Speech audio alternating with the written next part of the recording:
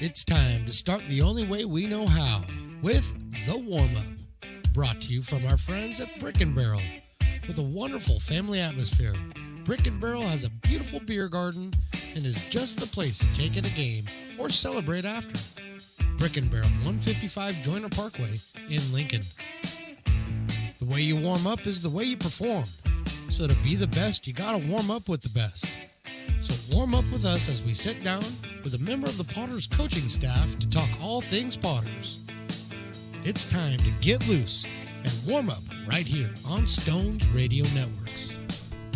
Welcome into the warm-up. We're going to the top of the coaching staff. Manager John Peters with us again. JP, thanks for coming up. Of course. Really appreciate it. I wanted to ask you about yesterday's game, but I wanted to get you up here Friday because I know I'm a Homer fan and everything, but we don't often take 2 or 3 from the Prune Packers. And I wanted to get some reaction from you on grabbing 2 at their place. Yeah, no, the boys played well. They battled. I don't know. It seems like every time we go there, there's some type of controversial call or something. And, just to see them battle through a little bit of adversity, and keep answering back, I thought that was great. Yeah, and speaking of that, yesterday the same way, lose to Walnut Creek on Friday, go down there yesterday. You're down 10-4 entering the top of the 8th. And was it a can-do kind of dugout before it all happened, or was it oh, my gosh, what's going on here? The week before that, I made an early exit on that game. But okay, very good. But they put up a couple 5 spots, right? They kept answering back, and then we'd give up a couple, answer back, give up a couple. It takes some time. The guys were, they were having good at-bats. They made a couple errors. We capitalized on them, and then just stayed in the game. Right, pitchers did a great job. Bruno did a really good job coming in, his longest outing of the year. Right, yeah. Wanted the ball for that second inning, and then Vassar coming in to close it down. But just playing the defense, finding a way to get the runs across, and then we got the big hit by Ruben. So yeah. It's great. I was going to mention Ruben is a guy that watch him. I know he's only been here maybe 10, 11 games, but he's a guy watching him. You're just waiting for him to break out because you look at him and you go, that guy's a hitter right there. And a great time for him to come through. And I was watching the replay of it, and the announcer says he popped one up to center field. And not even close. That was a solid. I mean, I've done that before, so I'm not getting on the announcer. But I was watching Ruben, and he took 2-3 steps and flipped the bat. I said, "That's no pop up." Yeah, it got up there, and it went a long way. Oh man, over that center field wall. Oh yeah, right? it had a good little jet stream going out. Chamizo caught one that was up in the air and kept going. He hit it well. But you can see it just kind of carrying. They had a couple balls they hit well that, just got up in there. Probably Right. would have been doubles in the gap. Maybe would have won out, but they were long gone. It was really blowing a little bit, kind of through that part of the field, and he got one up there. And that was a no doubter. A great job to come back and get that win yesterday. I don't know if we've talked about this before. I don't know if I did this in my mind or not, but this is a strange year for me as far as the Potters, because we have guys coming in, and somebody's the best guy on the team for like a week. And then someone else is the best guy in the team for a week. And it's really strange. And you got like Nolan Wilson now, Patrick Herrera, those guys. They come in here and they're really putting their imprint on the season. It's really an odd season. Does it seem that way to you? There's a lot of different cast of characters, right?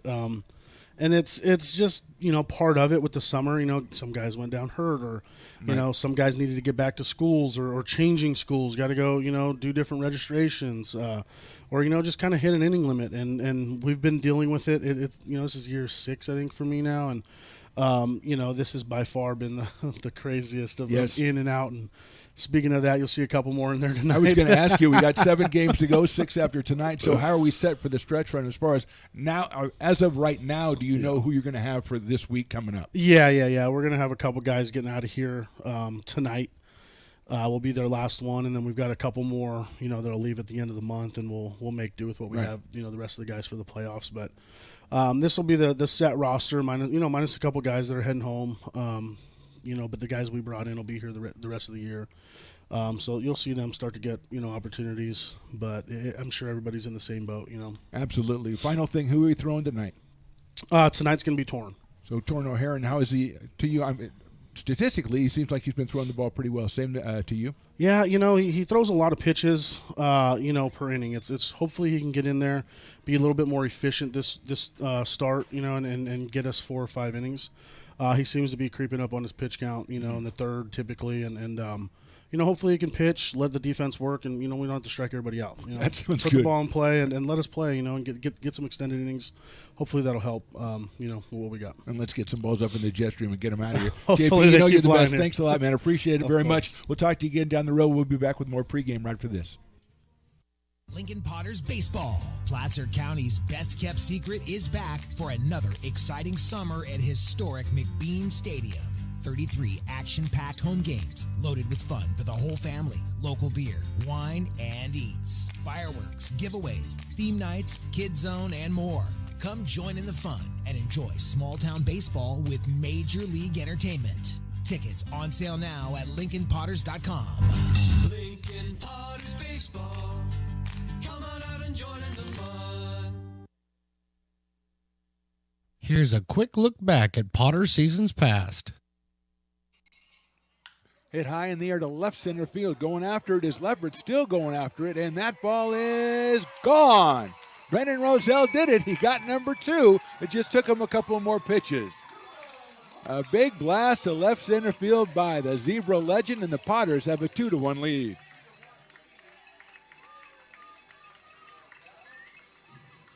Maybe some meditation. Probably not. 2-1 now. First and third, nobody out here in the 8th. That ball's hit high. It is hit far. It is gone.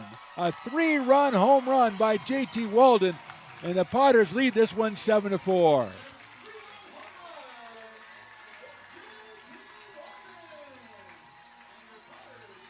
That's hit high in the air to left field. I'm hoping he got enough of it. Benavides is going back, still going back, and he's not going to get it. It's out of here. A home run. Nolan McCarthy on Kalamazoo night here at Potter Stadium. So he got that one way up, and Benavides kept thinking, maybe I can, maybe I can. No, you cannot. McCarthy home run.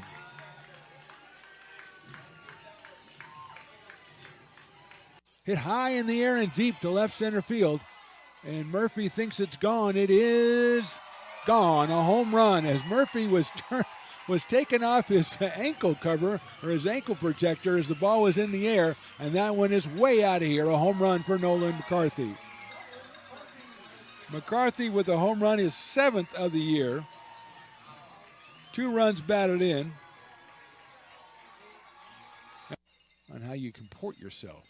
2-2 pitch. Breaking ball is hit well to left field. It is gone. A home run by Clayton Coates, and he really turned on that one. And the Potters lead it 6-0.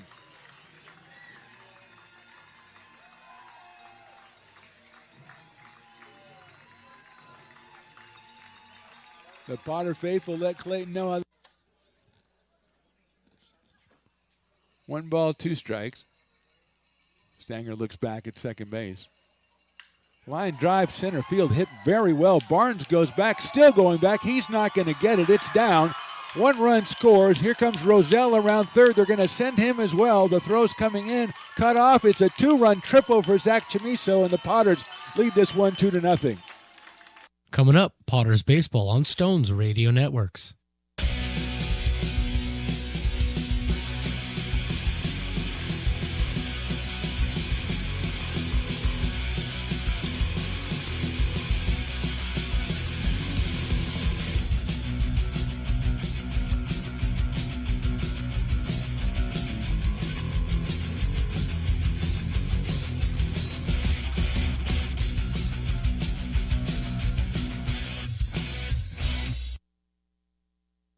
Here's a quick look back at Potter seasons past. It was Cheech? Okay, fair enough. Breaking ball's hit well to center field. Curtis on his horse. He's going to go back into right center, make a diving try. Did he make the play? I think he did. What a catch. Tagging at second base. Chop foul. I mean, I gave him the address. He said he'd show up. He said, peace and love, I'll be there. And you know, if he says peace and love and does the two peace signs, he's got to. It's like a promise. So I'll be hanging with him, and then we'll go to the show. 2-2 pitch, call strike 3. 7th strikeout for Tonko Susak, and that'll bring up one more guy for 3 today, batting from the left side against the right-hander Martin. First pitch is line right back up the middle. Shortstop snags it. Chamizo steps on second.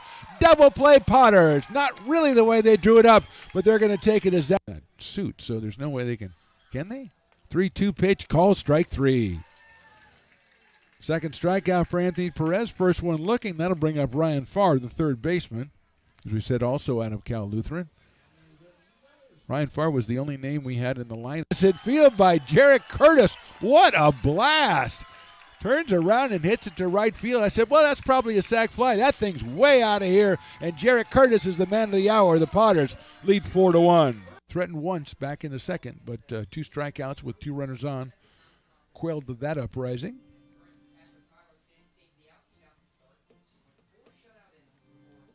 Wyatt Tucker with 4 shutout innings. Dylan Day taking over for Tucker. 2-2 coming up to Trey. A little line drive over the first baseman's head into right field for a base hit, and that's number 113 for Trey Ferry. He is now the all-time That's chopped over the mound. Shortstop going to cut it off Nunez. Now he can't get it. It's into center field for a base hit. 1 run scored. The throw to the plate for the second runner. Head first slide, and Chamizo is in there with a second run. A 2-run single for Cade Sanchez. Coming up, Potters Baseball on Stones Radio Networks. It's all you. No, I insist. It's your turn. Nope, I think it's your turn. I appreciate you so much. Thank you so much. Go. I appreciate your appreciation. It fills me. Safe drivers save money with Farmers. Just for driving safely? It's a Farmers policy perk. Get Farmers and you can get a safe driver discount simply for having a clean driving record for 3 years. Come on. After you. After you. Safety first. Get a whole lot of something with Farmers policy perks. We are farmers. Bum, bum, bum, bum. Here's a quick look back at Potter seasons past. 3. Hit high, hit deep, hit out of the park. If it's fair, it is fair. Forget about that one. Justin Olson got a hold of another one, and nobody gets a hold of him like Justin Olson. 2-run home run. Potters lead this one 5-3.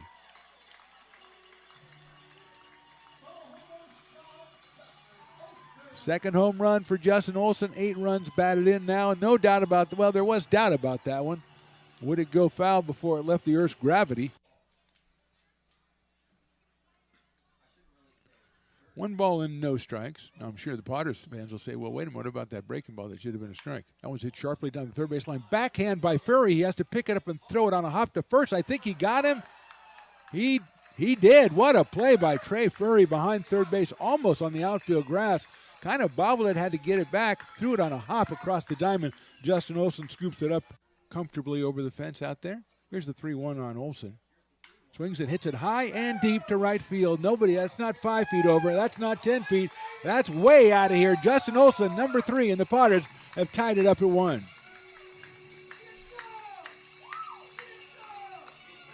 You could kind of feel it coming watching Justin take that first pitch or so, and he really got a hold of that one. 3 home runs now and 9 RBIs, and this game is tied 1-1. And Ryan Sturgeon warming up for the Potters, and there is a shot by Drew Stahl. That is out of here. Drew Stahl with a big shot right over the right field wall. Got out of here in a hurry, but that just put the Potters on top, 9-1.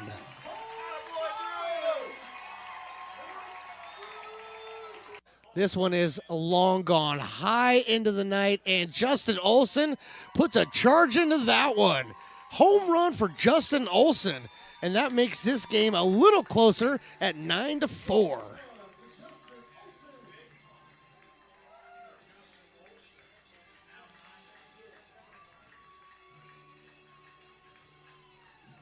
Colorado Springs.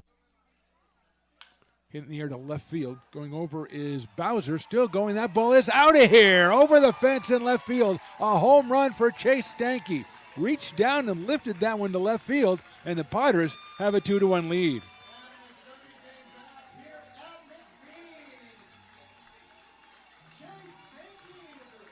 First home run of the summer for Chase. Coming up, Potters Baseball on Stones Radio Networks.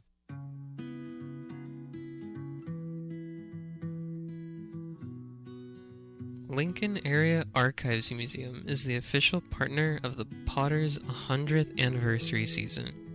The museum is located just around the corner in Bierman Plaza in the center of the old historic district. Plan your visit and learn about early Lincoln history.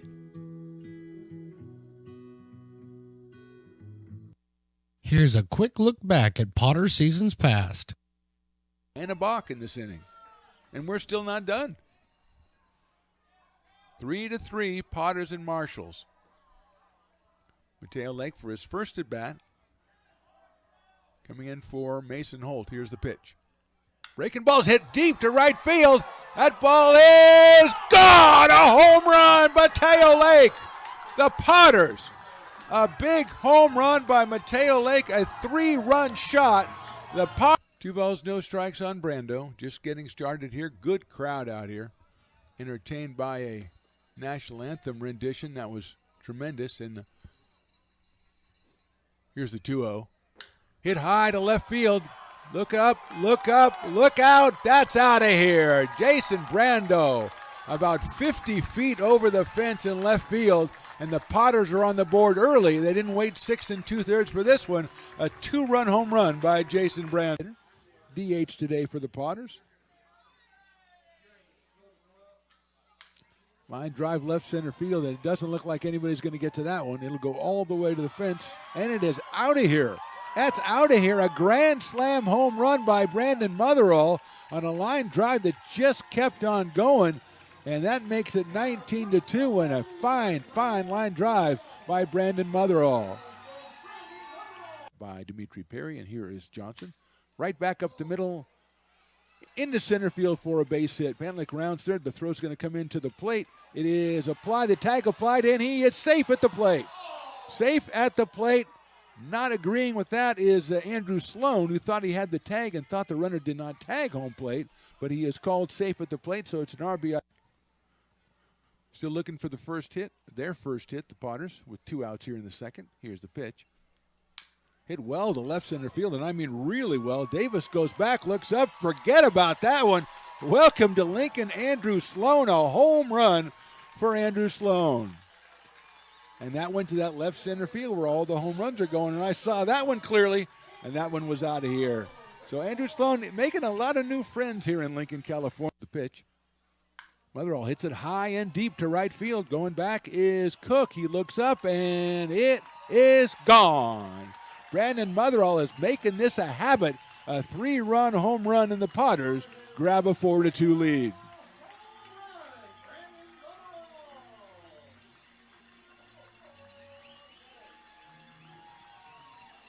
That's at first Lazard and at third Gutierrez. 1-0. Line drive. That's a fair ball inside first base line over the first baseman's head. 1 run scores. Lazard rounding third. Ball's in the corner. Isaiah says, I'm going for it. The throw comes in. It's going to be held up. That's a triple for Reese Ragat's 2-run scorer, and the Potters lead this one 6-2. Coming up, Potters Baseball on Stones Radio Networks. Astro Air Design Incorporated, where you feel the difference. We are a locally owned and operated heating, air conditioning, and custom sheet metal company committed to the highest quality of craftsmanship at a competitive price. Our trained and certified technicians have the knowledge and experience required to install, maintain, or repair your home comfort solutions. Our upfront pricing gives you the peace of mind because you know your price is locked in. Call Astro Air Design Incorporated today. Here's a quick look back at Potter seasons past. 0-1 is a breaking ball hit really well to right field. Cook goes back. Forget about that one. Reese Ragatz comes through. A big 3-run home run. Ragatz doing it for the Potters finally, and the Potters lead this one 15-11.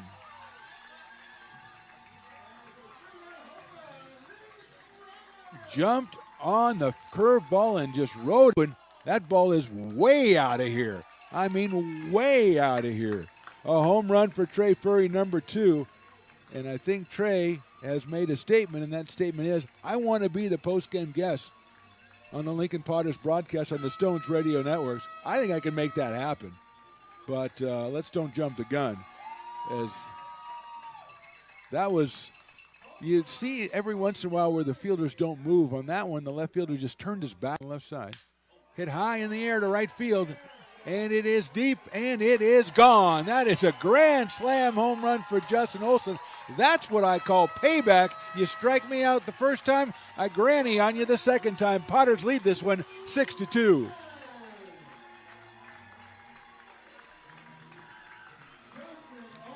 That's the way to endear yourself to the Potters, ladies and gentlemen. Coming in 2 on Pruitt. Hit high and deep to left field. Forget about that one. Forget about that one. That's Dan Pruitt. That's 24 home runs this season. That's 2 home runs so far in his stint as a Potter. And the Potters lead this one now 9-4. As Pruitt obviously specializing in the no-doubt variety. 16-4.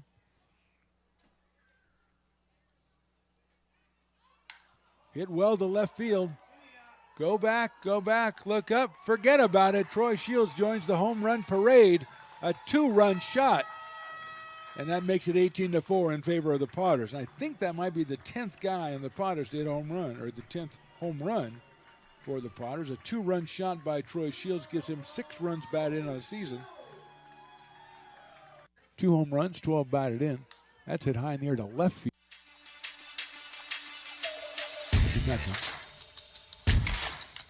Hit down and up in the air to left field. Going back is Allen. Still going back. He runs out of room. That ball's out of here. Peyton Brennan did it again. So, I don't know. Again, it's Texas, so you don't really know. That's hit out to center field, short center field. Jansen's coming in. He falls down, gets up, makes the catch. And then he's going to throw. It's going to come to third. Chamiso cuts it off. The tag is applied, and I think they got him at third base. They did. And I do believe the run is scored. We'll double check and make sure. Ryan Crooner. High fly ball right field. Going back. Forget about it. A pinch hit home run for Luke Lavin.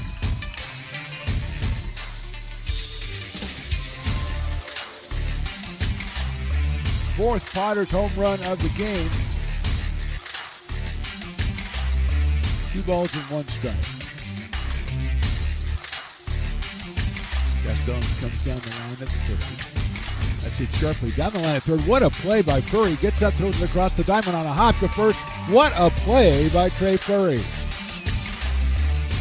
The runner could not advance. Off first a little bit. Here's the 1-1. Line drive left field. Garrity's going back. He's still going back. Reaches up. And he got it. The throw comes in. First base relay, double play. Garrity with an unbelievable catch that no one, including me, thought he caught because he was flying away. He jumps up, sticks the ball up in the air, gets it into the second baseman, Auden, who throws to first for the double play. Potters fans, Potter up. Hello and welcome to McBean Stadium in Lincoln, California for another exciting night of Lincoln Potters baseball. I'm Mark the Phantom Lowe along with my partner, the great Stones McCoy, and engineer Riley. And tonight the Potters return to the Bean for the finale of a 3-game series against the Walnut Creek Crawdads. The Potters lost Friday's game 1, 9-3, but came back in a big way to win yesterday afternoon, 14-12 down in Walnut Creek to even things up. Reuben Church had the big hit, a grand slam in the top of the 11th in a game where Lincoln was down 10-4. Entering the top of the 8th inning. Tonight marks the final game between these two teams in the season, with the Crawdads holding a 4-2 advantage. Potters need to grab this one to solidify their position in the CCL North playoffs and also notch their first home win since July 6 when they pounded the Admirals. Manager John Peters looking for more of that action when this one gets underway, and that will be with our first pitch right after this short break on the Stones Radio Networks. Have you ever wondered, what is CMN? I thought so. Let me help. CMN stands for Children's Miracle Network, a non-profit organization that raises money for children's hospitals. Locally, UC Davis Children's Hospital is your CMN hospital, the only one in our area. It is a nationally ranked comprehensive children's hospital that provides the highest quality of care to pediatric patients like me. How is this level of care possible? With help from CMN donations. CMN teamed with corporate partners and community donors to fundraise for things like equipment, research, and patient care. All money raised locally during campaigns like this stays local to support children treated at UC Davis Children's Hospital. sick and injured kids can't wait to get the care they need. And thanks to generous donors, partners, and fundraisers like you, we don't have to. Please give wherever you see the Miracle Balloon, and thank you for supporting CMN at UC Davis. Old Town Pizza, a proud sponsor of your Potters baseball, will deliver you a slice that you won't soon forget. Come see why they've been voted the best of the best 12 straight years. Visit otpizza.net to get yours today. But don't take it from me. I think Old Town Pizza should be expanded through the state or even through the country because it's so delicious.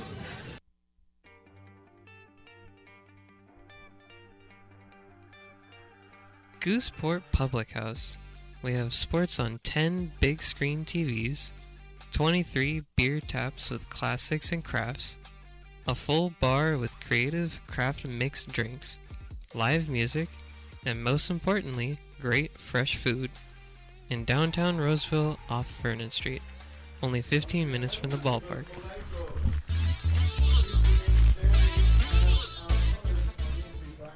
Well, hello, everybody. Welcome to McBean Stadium in lovely Lincoln, California. We are just about ready for some baseball action between the Potters and the Walnut Creek Crawdads. The honor guard coming off the field, the Sunday staple. Mark DeFenlo here, joined by, well, Riley the engineer, because I can't help it, but also by my buddy, Stones McCoy. Hey, thank you. I appreciate that. A good friend of mine, Phantom, sitting to my right. I love being up here with you, buddy. Well, you're going to be up here for this game, and hopefully you're going to be up here for a Potters W.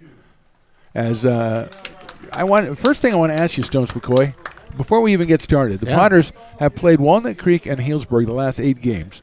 They are 4-4 in those 8 games, which is very respectable because those are 2 excellent ball clubs. 500. All 4 of those wins have been on the road. What's going on? That's the question. What's going on? That's the million-dollar question right now. What is going on? It's amazing to me to think that both teams, too, the Crawdads, they can take advantage of going on the road, but they can't defend the home, and the Potters haven't been able to defend the home either. This is just, it's bizarro world, but it is summer league baseball. So, I think part of it has to do with that. Yeah, you get going. It starts and stops. You're good one night. You're not so good the next night. People are swinging hot bats. We talked with JP about it today. Potters this year have had a different MVP just about every week. Yeah. And that's not usually the way it's been. We've usually had guys who've stood out, but they've stayed pretty consistent. A couple of guys. This year it's been a bunch of different guys. Yeah, like he said in the pregame, and if you haven't seen the pregame, please go back and check out the beginning of this. It was actually really informative. Yes. There's been a lot of movement, like he said. And it's not normal for this amount of movement within the organization. We're not used to seeing that. JP's not used to it either. So, that plays a huge part as far as, putting back-to-back wins together, things of that nature. The team is kind of changing a dynamic every week or so, and, you just got to try to stay ahead of that. Yeah, excellent point. Torno Heron on the mound for the Potters today. He's got a record 0-0, 3.60 ERA, 5 innings pitched. He's got 10 strikeouts and 2 walks, and Stones in that interview JP was talking about that Torn, usually his Achilles heel so far is he's just throwing a little too many pitches to try to get what he's getting done. Obviously the numbers are pretty good, but he's just throwing too many pitches. Well, that's just it. I mean, at some point in time when you're throwing as well as Torn is, you want to try to miss some bats. And yes. The problem is that he's been leaving a lot of stuff in the zone. Other hitters are fouling pitches off. They're working counts on him. What you'd like to see today out of Torrin, got a good defense set up behind you. Go ahead and pitch to that contact, pitch to your strength, and let the chips fall where they may. Let's see that defense help you out. Yeah, Potters and the Crawdads both going for trying to get a spot in the CCL playoffs. Now, the Crawdads already have it, but Stones, they are not. This may be one of the craziest years in the CCL North since we've been in there because Healdsburg has not wrapped up the title yet. The Crawdads just a game and a half behind Healdsburg as we start play today. And a shocker from Solano. Yes. The Mudcats in 10. They walk off the Prune Packers 6-5. The day before, yesterday, that would have been. It was 30-2 in favor of the Prune Packers, and give the Mudcats a heck of a lot of credit for coming back out the next day and getting by the bootstraps and going out and getting that win. Just about ready to get started here. Ryan Ellis will start us off for the Crawdads, followed by Brian DeRoff and Ryan Brome, the first 3 hitters against Torrin O'Haron. Slight delay out in right field as Nolan Murphy. Yes. Or McCarthy, excuse me.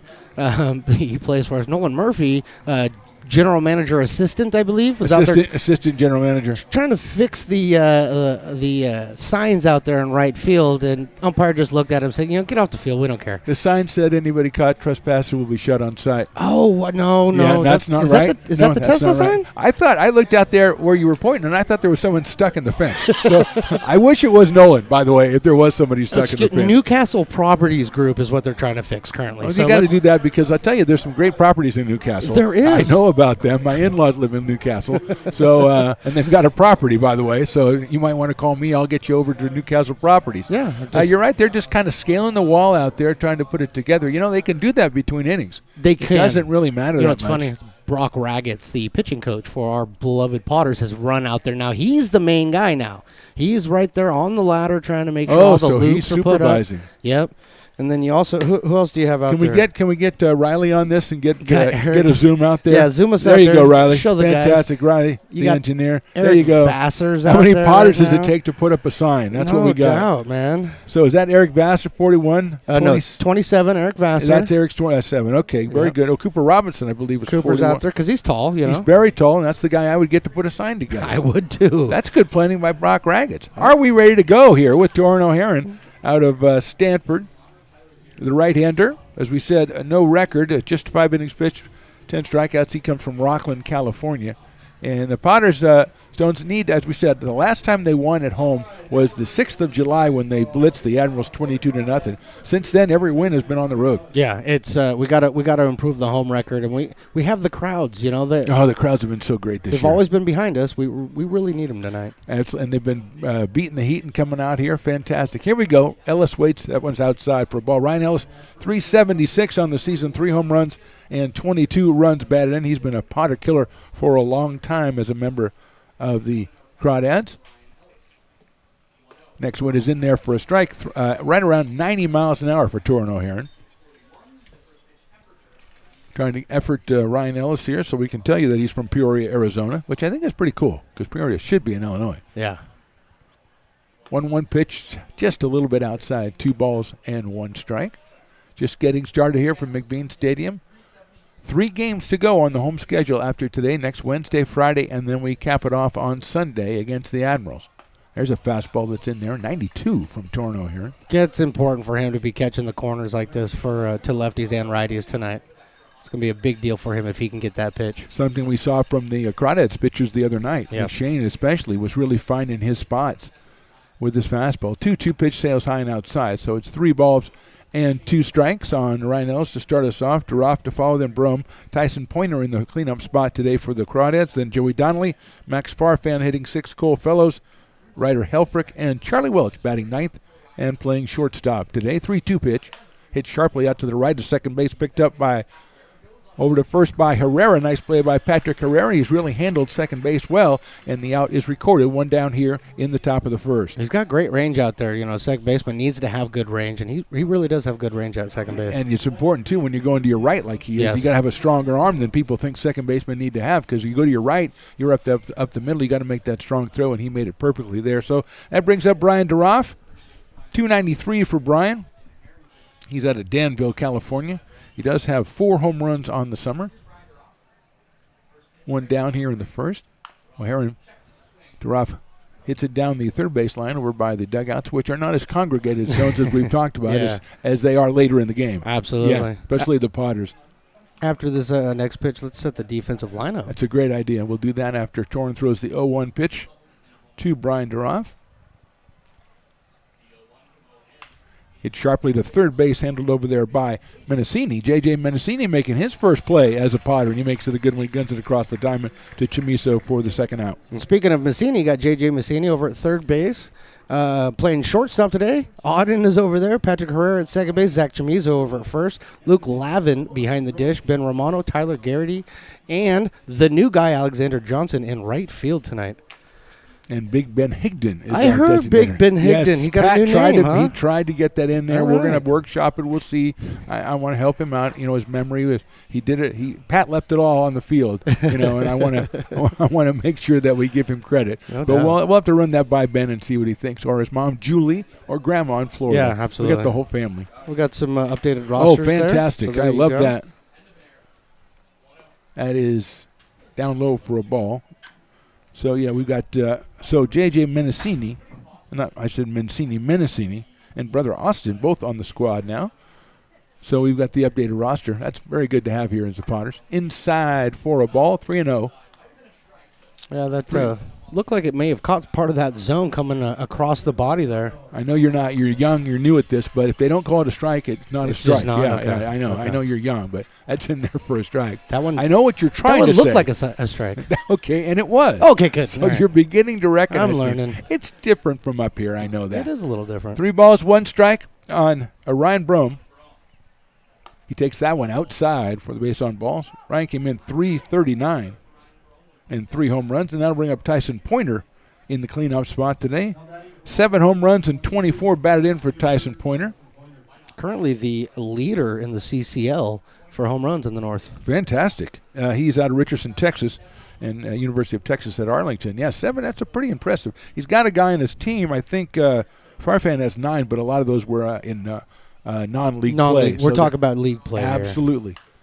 That's hit sharply, but fouled on the first base line. So it's 0-1 on Tyson Pointer. Joey Donnelly, who always hits well against the Potters, he is on deck. Tyson was 2 for 4 in Friday's game here at McBean Stadium, won by the Crawdads 9-3. Leaded first by Brome. O'Haron to the plate. Down in the dirt, nice block by Luke Lavin.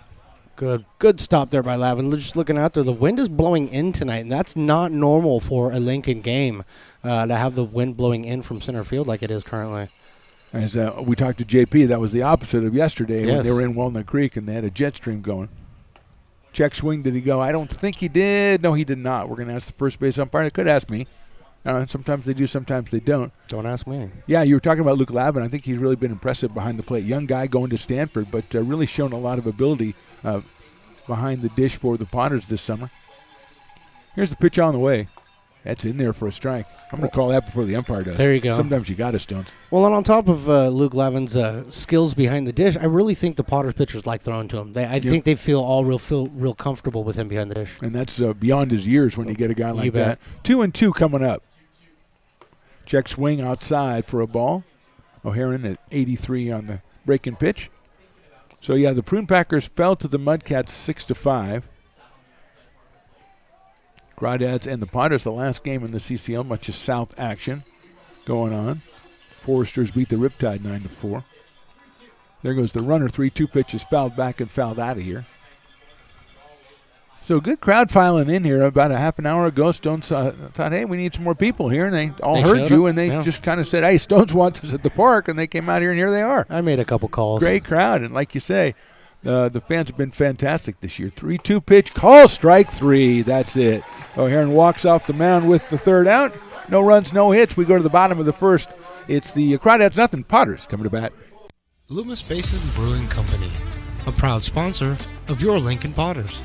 Visit them at 3277 Swetzer Road in Loomis or call 916-259-2739. Have you ever wondered, what is CMN? I thought so. Let me help. CMN stands for Children's Miracle Network, a non-profit organization that raises money for children's hospitals. Locally, UC Davis Children's Hospital is your CMN hospital, the only one in our area. It is a nationally ranked comprehensive children's hospital that provides the highest quality of care to pediatric patients like me. How is this level of care possible? With help from CMN donations. CMN teamed with corporate partners and community donors to fundraise for things like equipment, research, and patient care. All money raised locally during campaigns like this stays local to support children treated at UC Davis Children's Hospital. Sick and injured kids can't wait to get the care they need. And thanks to generous donors, partners, and fundraisers like you, we don't have to. Please give wherever you see the Miracle Balloon, and thank you for supporting CMN at UC Davis. Lincoln Potters Baseball, come on out and join in the fun. Bottom of the first out here. Potter's coming to the plate against Austin Bergeron, the right-hander from Olathe, Kansas. 6'3" out of University of Lincoln, University of Nebraska at Lincoln. He's 1-0 on the season, 4.26 ERA, 21 innings, 23 strikeouts, and 15 base on balls. He'll face the first three Potters, Luke Auden and then Zach Chamiso and Ben Higdon against Austin Bergeron. Number 4 is Patrick Herrera, then Luke Lavin batting 5th. Alexander Johnson sitting 6th today, the right fielder. Tyler Garrity in center field. Ben Romano in left field, and the new guy, J.J. Mendocini, at third base, rounds it out for the Potters. And here's Luke Auden, and Luke has been very, very impressive this year. 305 batting average, Stones, but an on-base percentage of .539. Yeah, he is. He's finding his way on these bases, and that's what's allowing Potters to keep scoring all the runs they've been scoring. Yeah, he's just got to keep it up. Sorry, he settled in about mid-season as the leadoff guy, and he's been there ever since. And the first pitch from Bergeron is down low at 89. 1 ball and no strikes. Bergeron, he tends to favor the fastball and the slider. I've come to understand. So okay, that first one picking the brains of somebody. That's a good job. And I was told his fastball sits around 88 to 90 miles an hour. So you know those first two pitches he's tossed, both of them for balls, but both of them are fastballs. That's what we're thinking. And Luke is from Scottsdale, Arizona. 2-0 from Bergeron. That looks good. It is good. Right down the middle at 85. 2-1. Luke at Georgia Southern University. 305, 11 runs batted in, and 20 runs scored for the Potters this summer in just 19 games. Leading Potter in on-base percentage. Check swing, and that looked pretty good in there for a strike. Evens it up at 2 balls and 2 strikes on Luke. Zach Chamiso, the Lincoln High product, on deck, and then Ben Higdon for the Potters here. The Zach of all trades on deck, huh? That's right. That's Zach of all trades over there. Bergeron works from the windup. Here's the 2-2. Check swing, and did he go? No, he did not. 3-2. He also has the ability, Stones. Luke takes some of the closest pitches I've ever seen. Yes. And usually comes out on the good side. Nobody ever comes out on the good side all the time, but it seems like he comes out on the good side more often than not. So 3-2 now on Luke Auden, starting off the bottom of the first here for the Potters, trying to get the win in the rubber game of this 3-game series. Lines it foul down the left field line into the bullpen area. Luke, a switch hitter, batting left-handed against Bergeron. It'll be 3-2, and there you go, Stones. This is a great vantage point for seeing guys come up there with those fat cat dogs. Man, don't they look good coming up here? I miss a fat cat dog. Oh, man, right now. They look so good. I would call somebody. 3-2. Line drive over shortstop into left field. That's a base hit for Luke Auden. He's done it again. And he'll be at first base with nobody out, and Zach Chamiso coming to the plate. Set the defensive lineup. Excellent idea. For the Crawdads out there, we got Duroff in left field, Fellows in center, Pointer over there in right field, Max Farfan, Charlie Weish, Ryan Ellis, and Joey Donnelly across the infield. Ryder Helfrich behind the dish, and Ryan Brome, he'll be DHing today. Okay, well done. Luke Auden at first base. Here's Zach of all trades, Chamiso. He hits a ground ball, big hopper to second base, handled over to short for one, and not going to get Zach at first base. So it's a fielder's choice. Auden is retired. From Ellis to Welch. Yeah, that will bring up Ben Higdon. You're not going to get it. He's too fast. That ball, if you're not charging that ball, you're not going to get him at first. Yeah, and you got to wait for the big hop, so really you're not going to charge it. So that you take what you can get, and here's Ben Higdon, 256 on the season. 4 home runs and 15 runs batted in for Ben out of Paducah, Kentucky. I understand he got a new nickname. He got a new nickname, but it hasn't been cemented yet. Okay. That one gets away, and it'll go back to the backstop, and Chamiso will go down to second base. Well, see, what happened was when Riley was typing up the names for the alignments that you were just reading, he typed in Big Higdon for some reason. We don't know why. Maybe Riley said he bumped his elbow on the shelf, and so Pat jumped on that and then made him big, and then he's Ben, so Big Ben. And then he hit a home run, So and now things are happening. That's on. You know how it goes. So it's 1-0 on Ben. Lines that one foul out of play, so it's 1-1 on Ben Higdon. So Riley had the ball rolling, but really Pat's the one that cemented it. Riley did it, but he did it as he often does inadvertently. Okay. So like everything else. He did it by accident, but I think it's caught on. We'll see. We'll see what happens. Well, let's see what happens in this at-bat. Exactly. That's exactly what we're going to have to do. 1 ball, 1 strike. Bergeron checks second base. Chamiso's off. That's a nice-looking pitch in there for a strike at 86. 1-2. Patrick Herrera on deck. He has homered 4 times in July. Second baseman batting in the cleanup spot. As far as the league is concerned, he's tied for 6th in the league with 4 home runs. There you go. So power hitter for the Potters up there right now in a good spot. 1-2 now to Higdon. Chamiso up at second. Line drive down the right field line. I don't think it's going to stay fair. It's in the Potters bullpen, so that means it isn't, in fact, foul, because it's not fair if it's in the bullpen. Charlie Welch, the shortstop, trying to shadow Chamiso, keeping him close so he doesn't get a real good jump, and then tries to get back to his spot right before the pitch is delivered. Just trying to figure out who scattered the most down there. Can't really. There's a lot of candidates. There's like I know 7 guys down there right now. Higdon fouls that one at the plate. Speed pitch, 1-2. That's the thing. Potters like to congregate in the bullpen or in front of the dugout. Yeah. It's kind of like that's Potterville. The dugout is off limits, I think. I think the umpires get mad about the dugout one. Yeah, I do. And you kind of got it. You can have coaches out there, but other than that. But the Crawdads have taken up exactly. Yeah, they have, and I tip my cap to them for that. 1-2 to Higdon. There goes Welch back to a spot. Ground ball. Big hopper to first base. That's a foul ball. Going to be a tough play by Joey Donnelly. He probably could have beat Higdon to first, but Ben runs pretty well for a big Ben. Yeah. And so might have been advantageous for the Crawdads. That one went foul, but it's still 1-2. So Big Ben staying tough in there, fouling off a couple at the 1-2 count. It would have been tricky anyway because Ben didn't get out of the box really on that one. He had a good eye that was foul, but you're right. 1-2. Just getting started, bottom of the first. Potters retired the Crawdads with just a walk surrendered by Torrin O'Haron. Got the strikeout to end the inning. 1-2 on Higdon. Line drive right field. I think that's going to stay up, though, and caught out there by Pointer. No tag. Hit the ball well, but Jet hit it too hard, and it wasn't high enough really to think about tagging. So Higdon hits it solidly, but lines out to right for the second out. That'll bring up Patrick Herrera, who said Patrick has been on a good streak. He's at .297 on the season, .369 on base percentage, 11 runs batted in, 18 runs scored, and 4 home runs. And he's hit 3 of those in the last 5 games. So he has been hot when he's on the field for the Potters, and they could use a little bit of early lead here if I can ask for something on a Sunday. Berggren comes to stretch, looks back at Chamiso. Now Zach has a lot of room out there. And Herrera had a cut at that one and fouled it back to the screen. I love watching when they fell back to the screen, and the guys, we have those seats right up on the screen now, and the moment it hits the backstop, you see 5 people jump. I love it. Yeah, that's what the fans, the real YouTube fans, they're on Sones Radio Network's YouTube, and they know they watch the games a lot. That's what they look for. And I think that's a drinking game at home. Oh, I think it is. Sign me up. Of course. Herrera takes that one on the outside corner for a call strike. 0-2.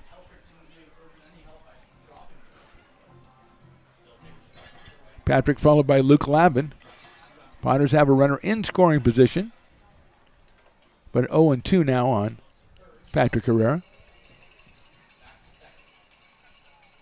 Chamiso getting a pretty good jump off there. Herrera slams one foul down the first base line over by the Potters dugout. Good thing they don't have a pitch timer in this. Berggren be burning through that 20 seconds every time he takes a pitch. Yeah, I don't know that I could get that. I could get behind a pitch clock on this level. I don't really think. I don't know. We already have enough problems. No, you're right. You have me up here. He's going to have a 20 seconds just getting the sign clock. That's what I'm saying. Okay, I'll go with you there. Okay. That one's okay. You got to get the sign within 5 seconds, okay? Herrera takes that one in the dirt, and it goes back to the backstop. And moving over to third is Zach Chamiso. Tough ball for Helfrich. Just literally bounced right in between his legs off of home plate. You just never know exactly how the ball's going to bounce, so it's a tough block. Yeah, and if it goes straight back here at Potter Stadium, I call it, it's more than often going to come back at you, but that one went off to the side, and it hits that one side wall there and goes all the way down to the Potters dugout, and one of the Potters kicks it, and all of a sudden we got to run. It's a soccer match. That's my idea. I don't know if it's going to be approved, but that's my idea. Now it's 1-2 on Herrera. Here's Berggren.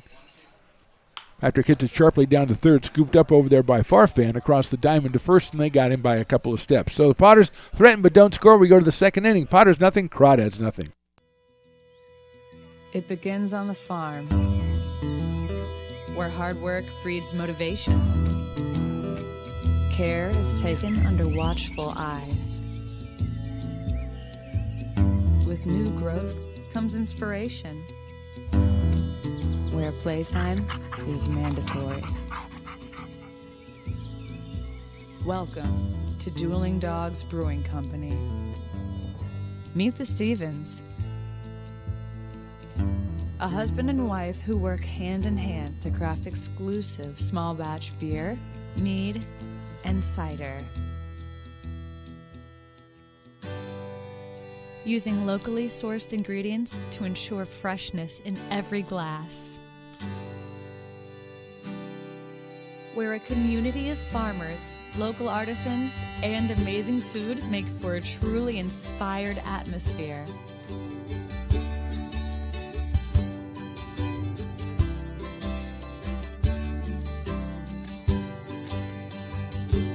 At the end of the day, we know the value of hard work. The families it unites, it's in the pride we take, the stories we tell, and the best friends who are cherished. Dueling Dogs Brewing Company. Lincoln Potters Baseball. Come on out and join in the fun. Top of the second from McBean Stadium. Mark the Family here with you, along with Stones McCoy. Riley, the engineer, is over there somewhere. Don't know exactly what he's up to. Joey Donnelly, Max Parfan, and Cole Fellows, the first three hitters for the Crawdads against Torrin O'Haron. And Stones, we talked with JP before the game. We talked about Torrin O'Haron keeping his pitches down. What did you think of the way he went through the first? You know, he threw a couple more too many pitches in that first inning, but he did keep the traffic down out there on the base pass, kept them up, with a 0. So not a bad one, but it's not exactly what JP was asking. He was asking to keep those pitches down, right. Fewer pitches per inning so you can get a little bit of length out of them. Well, let's see what he can do in the second. Yeah, it seems he did give up a walk, so obviously he threw a lot of more pitches, but sometimes you can do that and still keep the pitch down and getting the other, and not going deep in the count, the other hitters, but he did go deep in the count on a couple of them. Here's Joey Donnelly, 350 on the season, 3 home runs and 24 runs batted in, and Joey has been good against the Potters all season long. He was 2 for 4 in the game on Friday. Here's the first pitch. Swing on and fouled in the catcher's glove for a strike. Let's go to the next window right there.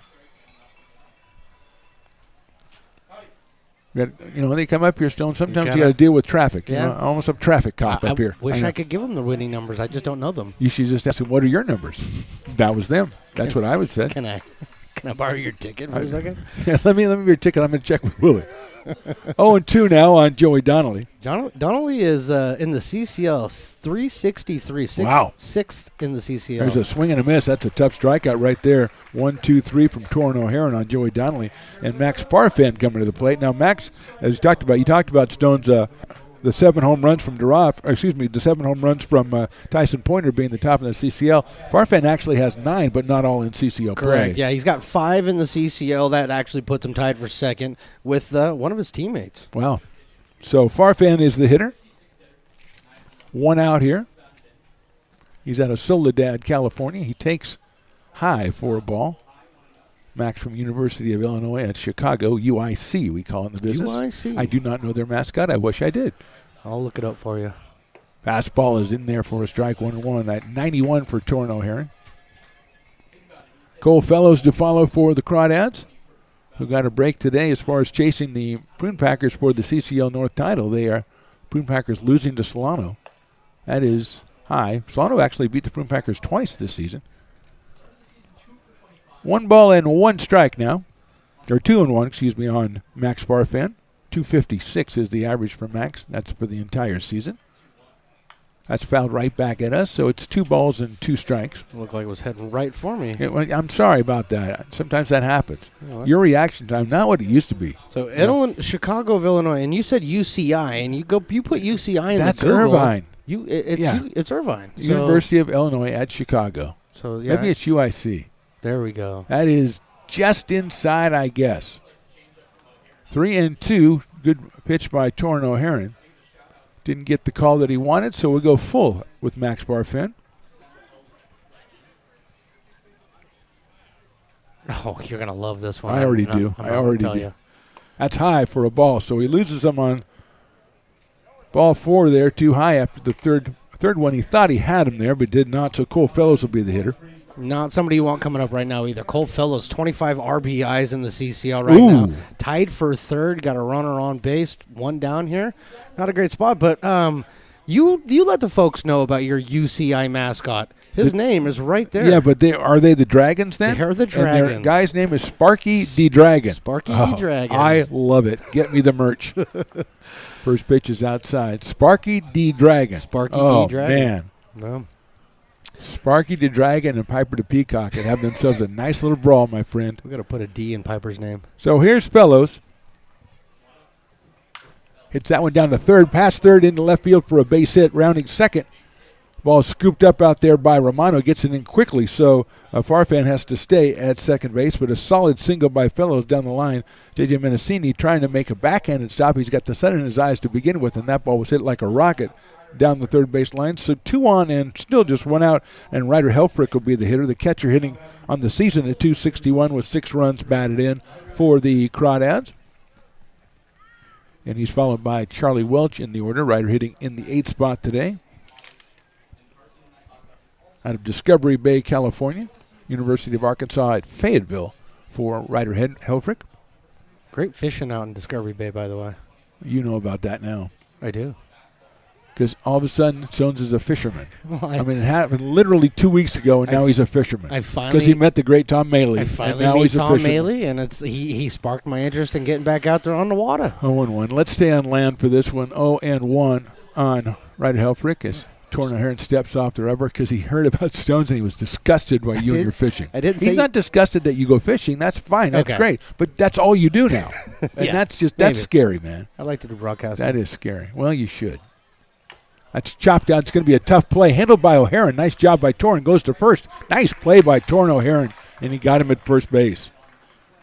That is the only play he could have made, as that was a big high chopper and not enough time for Menacini to get in there, but O'Haron comes in, makes the plays. The runners do advance to second and third now with 2 outs, and here's Charlie Welch, who is a relative newcomer to the Crawdads.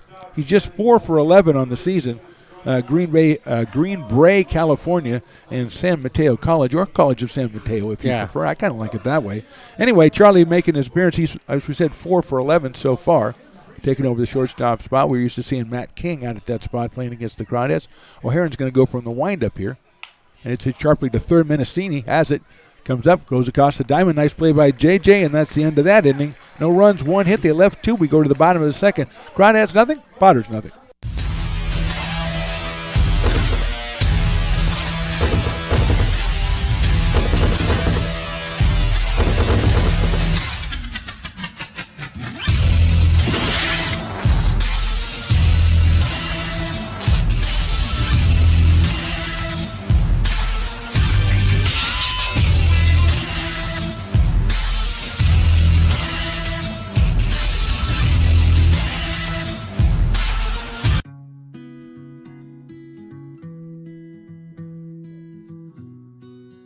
Lincoln Area Archives Museum is the official partner of the Potters' 100th anniversary season. The museum is located just around the corner in Bierman Plaza in the center of the Old Historic District. Plan your visit and learn about early Lincoln history. The mouth-watering Big Mac with a savory Filet-O-Fish and a tasty McChicken. My goodness, that looks good. Oh, you're making a McDonald's menu hack. Yes, a land, air, and sea. Oh, it's going to tip over. No, it's good. It's good. Very stable. Order the land, air, and sea by name. Build it by hand. Lincoln Potters Baseball. Come on out and join in the fun. Attention, California Collegiate League fans. Richardson is the official headwear provider of the California Collegiate League. Go to richardsonsports.com to view the latest baseball performance and lifestyle headwear. Richardson, quality in every stitch. And we've got the bottom of the second coming up. Stones McCoy, the Potters will send up Luke Lavin, Alexander Johnson, and Tyler Garrity. And so let's do our inning-by-inning recap of Torn O'Haron and how many pitches he's thrown. Actually, that was a much better inning for Torn. I know that there were some people on the base paths, but the pitch count itself was nice. It's manageable. You know, under 15 is where you want to be. in the majors is what they say that. So you got to imagine that goes up a little bit for, D1, D2 pitchers, Right. probably 20, 22, somewhere around there. And as of right now, he's maintaining that. So that'll give him a little bit of longevity in this game, I think. And what kind of ironic, the other night, one of the key plays early in the game was Ryder Helfrich beating out an infield grounder, and that was a good play by Torno Heron there defensively to throw out Helfrich on that big chopper to get the second out of the inning. It's exactly what you teach as far as PFPs are concerned when you're talking about pitchers. Coming off the mound, the way he came off the mound, sets his back foot, picks up his target at first base, and fires a strike. I mean, you can't teach it any better than that. Well, somebody taught him right then. Yes. I don't think it was Wasn't you. me. I know you're going to take credit for I'm it. going to try. Here's Luke Labin. 266 for Luke. 15 runs batted in, 12 runs scored, 2 home runs, 12 hits in his last 9 games, so he's been swinging a good bat for the Potters. The left-hand hitting catcher takes in the dirt for a ball. 1-0. Ryder Helfrich behind the plate for the Crawdads tonight. There's Justin Olson and Trey Furry and the great Will Law. I was going to say there's 3 tough guys walking right behind the home plate right now. Yeah. I did not know who they were. They were just ruffians, it looked like to me. Line drive to the right of second base. Nice play by Ellis. He gets up, throws to first, and gets him by a step. Tremendous pick. Brilliant play by Ryan Ellis to retire Lavin for the first out here in the bottom of the second. And that's not easy. He's also in the sun. Believe it or not, this early in the game, the infield, shortstop, second base, third base, they're still dealing with the sun, too. So great job by Ellis going to his right, picking that ball up and tossing over to first. With that swing, you can see why Luke Lavin has Yes. 12 hits in his last 9 games. You bet. That ball was hit very, very well. Here's Alexander Johnson out of Sierra College, playing out in right field tonight. 2 for 7 for the Potters so far this season. Takes that one on the inside corner, which is not a strike anymore, so it's a ball. No. 1-0. When's have we seen Johnson here at the Bean yet? Yes, I think he played on Friday. Okay. Yeah, he played on Friday. I think his first game was before that. Friday was his second game, did not play yesterday. Gotcha. And back in the lineup for JP in this one. So he's up here with 1 out, a 1-ball, 1-strike count. Right-handed hitter out of Sierra College. Bergren's delivery is big chopper. That's going to be a tough play for anybody. Swept up by the shortstop, Charlie Welch, but he could not make the catch. It's going to be an infield hit for Alexander Johnson. Again, even if Welch makes the catch, which is a very difficult play, not knowing if he'll be able to get the runner at first base. So it's an infield single, and Tyler Garrity will be the next Potter hitter. Welch did exactly what you want to do with that, charging that, and then the swipe, the way you swipe it, you want to swipe it towards your infielder. So you're going to swipe it over towards first base, so you've got at least the pitcher, the first baseman there to pick up that ball if you miss it, but you cannot miss that ball. Yeah, well, that was the thing, that if you wait for it, you're not going to have any chance. So you have to try to come in and get it. Here's Tyler Garrity out of Seneca, Kansas. Swings and misses at a fastball by Berggren. Tyler at 267, 368 on base percentage. He's got 20 runs scored. He's got 18 runs batted in, and he has 8 hits in his last 7 games. So as we talked about with JP a little bit, and you and I have talked about it too, Stones, we just have a different MVP every week for this ball club. And I'm fine with that. That's okay as long as we have one. Yes. That's all right. Gotta have we can one, have a though. couple. That's fine too. That's in there for a call strike 0-2. Nice location by Austin Berggren. Austin from Olathe, Kansas, and University of Nebraska at Lincoln. Right-handed pitcher. Comes in with a 1-0 record on the summer. 4.26 ERA. 0-2 coming up. Garrity takes it outside for a ball. As with many of them, Stones, as we've said so many times, so many of these pitchers, it depends almost extensively on how they keep runners off the base via the walk. Absolutely. Berggren is not a starting pitcher by trade. He's a bullpen pitcher. This is like maybe a second or third start of the year for the Crawdads. Here he goes. That's outside again, 2-2. And generally your bullpen pitchers are your guys that, are going to minimize the walks, the free passes, those types of things. Getting an opportunity for him to start tonight, I think this is one of the things probably a school really is excited to see is what he can do by extending himself a little bit. Yeah, 15 walks in 21 innings so far for Austin. Here's the pitch. Chopped foul off of Tyler Garrity. 2 balls and 2 strikes. Yeah, you want to see that to get down. But again, it's something we see all the time in summer ball. You're just as effective as you're controlling. It's amazing how many times you look at a box score after the game and the team that lost has fewer walks, but they also have more errors committed. It's just like the basic stuff that people talk about all the time, but it really matters, especially over the course of a summer. At this level, you're right. 2-2 coming up from Berggren. That's fouled by Garrity, and he had to fight that one off as it was too close to him, too close to the inside corner to take, but he didn't think it was going to be a strike. He had to spoil it, and he did, and he stays alive. And he's followed by Ben Romano for the Potters. Ben playing out in left field today for Lincoln. Potters 14-14 in conference play. In conference? Yeah. If you look at Garrity, you know he's really right on top of that plate. Yeah, so he he's does trying to stay take close. away that inside pitch. Swinging and a miss. He got him on strikes 87. Strikeout number 1 for Austin Bergeron, and now he'll face Ben Romano, the left field out of Mendham, New Jersey, and Tulane University coming up here with a runner at first. So both teams with runners in both innings. Potters had one in the first on the single by Odd, and then the single by Alexander Johnson here in the second. But Garrity strikes out, and here's Romano, who does have a home run on the summer and is driven in 16 for the Potters. 225 average, 380 on the on-base percentage. There goes the runner. The pitch is swung and hit high in the air to left center field. It's going to be tough. Left fielder moving over to Roth. He's going to shield his eyes from the sun and makes the catch in left center field for the third out. So a hit but nothing going for the Potters in the second. We go to the third, no score.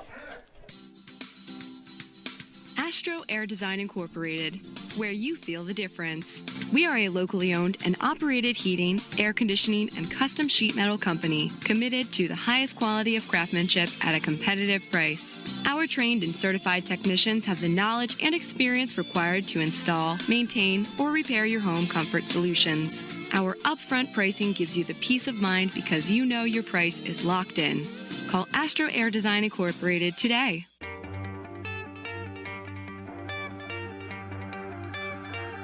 Gooseport Public House. We have sports on 10 big screen TVs, 23 beer taps with classics and crafts, a full bar with creative craft mixed drinks, live music, and most importantly, great fresh food. In downtown Roseville off Vernon Street. Only 15 minutes from the ballpark. See ya at Gooseport. It's all you. No, I insist. It's your turn. Nope, I think it's your turn. I appreciate you so much. Thank you so much. Go. I appreciate your appreciation. It fills me. Safe drivers save money with Farmers. Just for driving safely? It's a Farmers policy perk. Get Farmers and you can get a safe driver discount simply for having a clean driving record for 3 years. Come on. After you. After you. Safety first. Get a whole lot of something with Farmers policy perks. We are farmers. Bum, bum, bum, bum. Lincoln Potters Baseball. Come on out and join in the fun. Top of the third. Mark the plan below here with you. Also, Stones McCoy here with you. We've got a 0-0 game in the top of the order. Ryan Ellis, Brian DeRoff, and Ryan Brome coming out. And Stones, you pointed out something about Torno Heron between innings that I thought was really great. Yeah, I love he's got an excitement for the game. He runs out from the dugout to take his position at the mound. Yeah. And it's not something you see most pitchers at any level do. But it just reminds me of that excitement that you had, when you were younger and you just couldn't wait to get out there and start the game or continue to the game. He's got that kind of energy and excitement. I love to see that. Yeah, and it's infectious. I think it transfers to the rest of the team. We've got JJ at third base is new. We got a couple of new guys. Alexander Johnson is new. Yeah. So guys who have been here the whole season long are going out there and approaching it with that way. That's a really good point. Okay, here we go. Ryan Ellis grounded to second his first time up back in the first inning, and he takes that one inside and low for a ball. 1-0. Ryan 376. Peoria, Arizona. 3 home runs, 22 runs batted in as we start the top of the third here. Fastball caught the outside corner, 1-1. Just 3 home games remaining on the regular season for the Potters, Wednesday, Friday, and Sunday. Now, I think, Stones, do you know offhand if there's any? I think Star Wars night is on Friday, I think. I'm not sure. I'm going to have to look that up for you. I mean, that's important, so we got to know that. Yeah, I'm going to have to look that up 1-1. Inside for a ball, 2-1. I mean, I don't want to get Luke and Leia and Han Solo on the wrong day. You know what I'm saying? But there's only 3 chances to see your Potters in the regular season, and you want to check out LincolnPotters.com. We appreciate you checking us out on the YouTube, Stones Radio Network, subscribe and everything. But if you want to come out to the ballpark, that's lifted down the third baseline. Mendocini's going after it. He's in foul territory. He reaches up, and I think he made the catches. Everybody's very, very excited. Yes, he did. Torno Heron, talk about that excitement, Stones. He's jumping up in the air over J.J. Mendocini, making a fabulous play over there in foul territory for the first out. You take a very dangerous hitter off the base paths right there. And, again, first time you're making your debut here. You're going to make a good impression, and that's what J.J. trying to do down there with that catch. And here's Brian DeRoff. He grounded out to third his first time up. 4 home runs, 28 runs batted in on the entire summer for Brian. 293 coming in to today. He's out of Danville, California. UNC Charlotte for Brian DeRoff. Here's O'Haron. First pitch is in there for a strike. 83, so he took something off that one. 22 RBIs in the CCL has got him 5th in the league currently. I mean, he's a hit machine, as you all know, but he's definitely driving in runs, too. Yeah, Crawdads are really good with the stick. That one's popped up infield, called by Luke Odden at shortstop. He's got to fight sun, but hopefully it's above the sun, and he makes the catch for the out. So 2 away here, and that'll bring up Brian Brome, who was about as good a hitter as we see in the CCL and has been for a couple of years. 339 overall with 45 runs batted in as the designated hitter. Walked his first time up. So July 28th, Star Wars night. Yeah, that's Friday. Yeah. Yes. Oh, yeah, baby. Oh, yeah. Bay Area Admirals. Ryan from Katy, Texas, in Texas Tech. Yeah, the Admirals are in town for the last. That one's also popped up. Here comes Torrin O'Haron after it. He's going to. He almost got it. One of the Potter legends should have been able to go catch that. And if it's like the Savannah Bananas, then you'd be out, right? Yes, absolutely. Yeah. Where are those legends when we need them? Matt was right there, Mr. Matt Lundgren, the president. Yeah, you expect him to catch it? Have you seen that guy play? Yeah, but if he catches it, it's like 3 outs, I believe. Oh, yeah, I know. It's like when. No, I'm not going to go there. Not going to go there. Don't do it. I did not. Did you hear of any? Did they have a rematch up in Medford? Yes, they did. I'm not going to talk to you about it. Okay, we'll talk about it off here. Fastball just misses outside 1-1. He hit the glove. Hit the target. Hit the target where it was put. Yep. So I think we should take this one to a higher court. I'm going to use my coach's challenge on a strike call in the 3rd inning. Line drive right field. Is it going to stay up? It does for Alexander Johnson. He makes the play. So Brome hit it very, very hard, but right at the right fielder. We go to the bottom of the 3rd. Crawdads nothing. Potters nothing.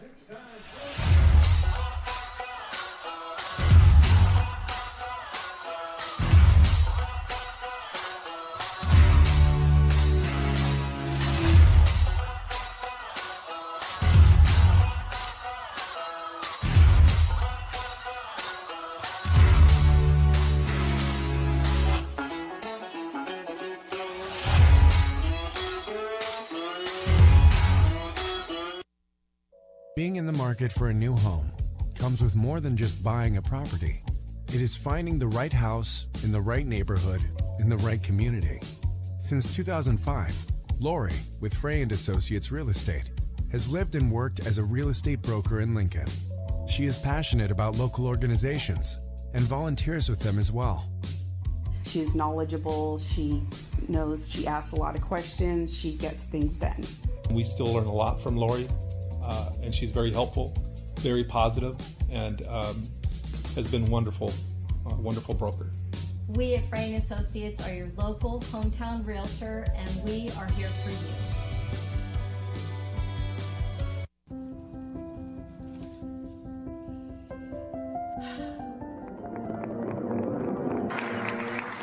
Welcome back, Olympia's 5th grade orchestra.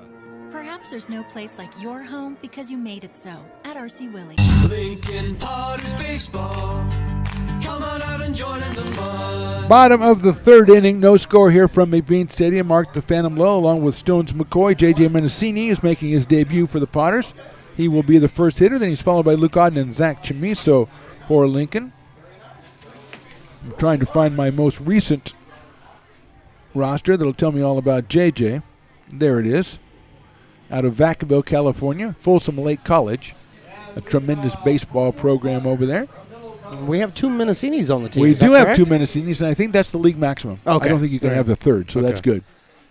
JJ takes that one in there for a strike. 0-1. You can have 2 Menicinis. But no more. 3 Menicinis means it's a Menacii. It's a different, it's a plural version. Got it. It's a grammar thing. Swings and misses at an off-speed pitch on the inside corner. 0-2 on JJ. Made a fine catch in foul territory to rob, to keep Ryan Ellis off the bases. 0-2 now. Hit sharply out toward first base. Donnelly backhands it. He's going to look for the pitcher cover, and he makes the play and gets him by a step at first base. Nice play by Donnelly and by Berggren to come over and cover. So Mendocini is out 3-1, and here's Luke Odden, who singled to left field his first time up, so he is 1 for 1. Luke out of Scottsdale, Arizona. 305 coming in with a .539 on-base percentage. Added to that with his single in the first. He was erased on a fielder's choice by Zach Chamiso. But he was out there nonetheless, and we can't take that away from him. Excellent crowd out here on a very warm Sunday evening. It's getting close to pleasant time, but not yet. That is a fastball, and it's inside. 1-0. Currently, 1-0. Currently 95 degrees. Oh, there. come on. That's nothing. No. Are you kidding me? Sharply hit and foul down the first base line, 1-1. We have had a run of warmer than usual weather here, Stones, and the crowds have been fantastic coming out in spite of the heat, and it's a much more comfortable place to spend the heat-filled nights than it was when you and I started back in, 2018? 2018. When everything was uncovered. Yeah, well, yeah. I'm going to talk to you about 2018 in a little bit. Oh, I like that. Yeah. Luke hits that one down the third base line, but it's foul. Is that Nate Esposito coaching third base down there? That is Nate Esposito. Made no effort at that ball at all. Well, remember, a former big leaguer, he knows he's only going to make plays on balls he knows he can get. Because if he doesn't get to it, it's not going to be an error if he messes it up. There it is. Yeah. He was a great interview. We had him up here a week or so ago. What a great guy. 1-2 on Luke. One out here in the third. Berggren's pitch is fouled back to the screen, and Zach Chamiso will collect that one. And it'll be 1 ball and 2 strikes once again on Luke Odden. 11 runs batted in, 20 runs scored for Luke. Leads the Potters in on-base percentage, averages over 2.5 times a game on base, and the halftime on base, I don't know how you do that still. I don't either. He fouls that one off, so he gets almost to first and has to go sit down. I don't think with that, no. Or is it halfway between first and second? I don't know. That means he was on base, though, so I don't know. I don't know. I'll have to talk to our stats guy, the great Bulldog, and see how that is. They're not going to That's tell way us. No, they didn't they go home already? I think they did. Yeah, they said I got to do 3 innings. That's it. That's in the dirt, 2-2. We haven't talked too much about our intern group this year. No, we really Interesting haven't. group. We're gonna have them tentatively now. I'll just give you what we call in the business, Stones, a linear tease. That's when you tease the same time of the day for a different day. But I thought I put the kibosh on this whole thing. No. You said it was okay. Oh, I did? That was the problem. Oh, yeah. man. 2-2 pitch. Outside, ball 3. Again, Luke. No, you said it was okay to have. Can I take it back? For the pregame, for the warm-up on the final game, to have the intern staff be our guest. Oh, I pregame. did. You said that was okay. I did. And it's your network, so now you have to do it. And they're all excited about it. They are. Breaking ball in there, call strike 3, and not much doubt about that one. 81 miles an hour and a perfect bender by Berggren to get his second out of the inning and bring up Zach Chamiso. Zach with a home run in yesterday's game, hitting .322 with 2 home runs and 17 runs batted in. Had a fielder's choice back in the first inning, so he's 0 for 1 in this one. Ben Higdon on deck. Left-hander against right-hander. 2 outs, bottom of the third. From 95 degrees, very pleasant, Stones. I think so. And fouled it off. I think it is very pleasant. Yes, it is pleasant. I mean, there are people hanging out by the Misters down by the Brick and Barrel backyard. Right. That's a great place to have it. Because you can watch the game on a big screen as well as have a beer at the same time. I know. That's so why wouldn't you? Yeah, you got the big screen, you got the Misters, you got the beer. That's a tremendous development down there. 0-1 on Zach. Out of Lincoln High School and Sierra College, headed for UC Riverside. Takes that one inside. 1 ball and 1 strike. He's played third base. He's played shortstop. He's played second base. He's played first base. He's played left field. He's played right probably field. Played right field. Does he played center field? I don't recall. He pitched, I know, but he didn't catch. So he hasn't at least 7 of the positions we know. That is inside for a ball, which gives us always makes me remember the great Thomas Greeley. You bet, man. Oh, Thomas Greeley. All 9 positions in one game. One game, baby. And it was my idea. No one ever gives me credit. Nobody gave you credit. Nobody's going to give me credit. No, and that's of course not. No. But what a guy. What a guy. Swing and a miss off speed pitch, 2-2. You know, the only thing that would be better with Zach Chamiso is if he switch hit. Oh, that would be good. Okay. That because, would be good. I mean, then he plays literally everywhere. does Literally bats everywhere. He bats everywhere. Yeah, I like that. 2-2. That's down low and inside. Ball 3. 3-2 on Chamiso. Something tells me, though, if you told Zach, hey, I think it'd be beneficial if you learned how to switch hit, by next week, he'd be hitting from the right side. No matter what you told him, he said, hey, you know something? If you were a mechanic in 2 weeks, that'd be great for your life. Okay, I'll be a mechanic. That's great. I'm a Zach of all trades. Swing and a miss. He got him on 3 breaking balls to end the inning. 2 strikeouts for Berger, and in the third, we go to the fourth. Potters nothing, Crawdads nothing. Old Town Pizza, a proud sponsor of your Potters baseball, will deliver you a slice that you won't soon forget. Come see why they've been voted the best of the best 12 straight years. Visit otpizza.net to get yours today. But don't take it from me. I think Old Town Pizza should be expanded to the state or even to the country because it's so delicious.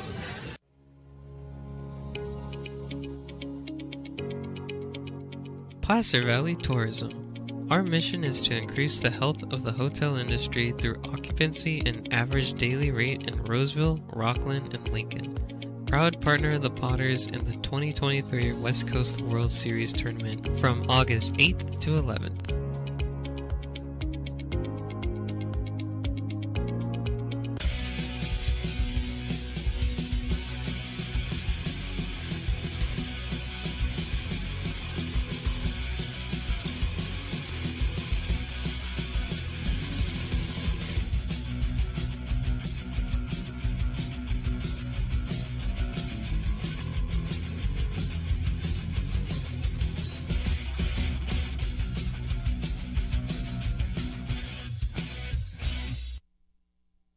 Lincoln Potters Baseball.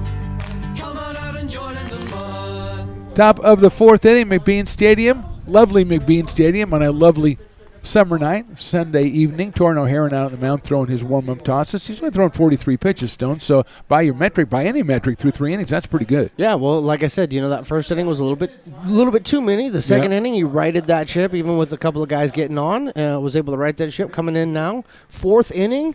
43 pitches, that's, less than 10. So you'd say that was like a Goldilocks game. Yeah, absolutely. You had a little that was too many, and one wasn't enough, and now it's just right. That's the great thing about pitching is that you could throw too many bullets one inning and not throw enough the next and even out, and you have exactly the amount of bullets you wanted to throw. All right, I'm lost. I have no idea what we're talking about. Tyson Pointer will start us off, then Joey Donnelly, Max Parfan, 4, 5, and 6 for the Crawdads here in the top of the fourth.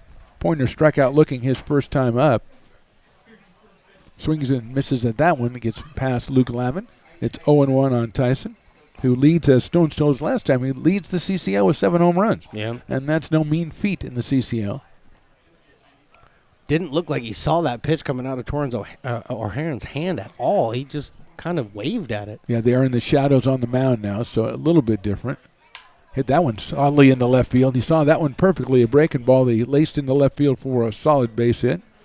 Second hit for the Crawdads, and Pointer down at first base, and Joey Donnelly will be the hitter.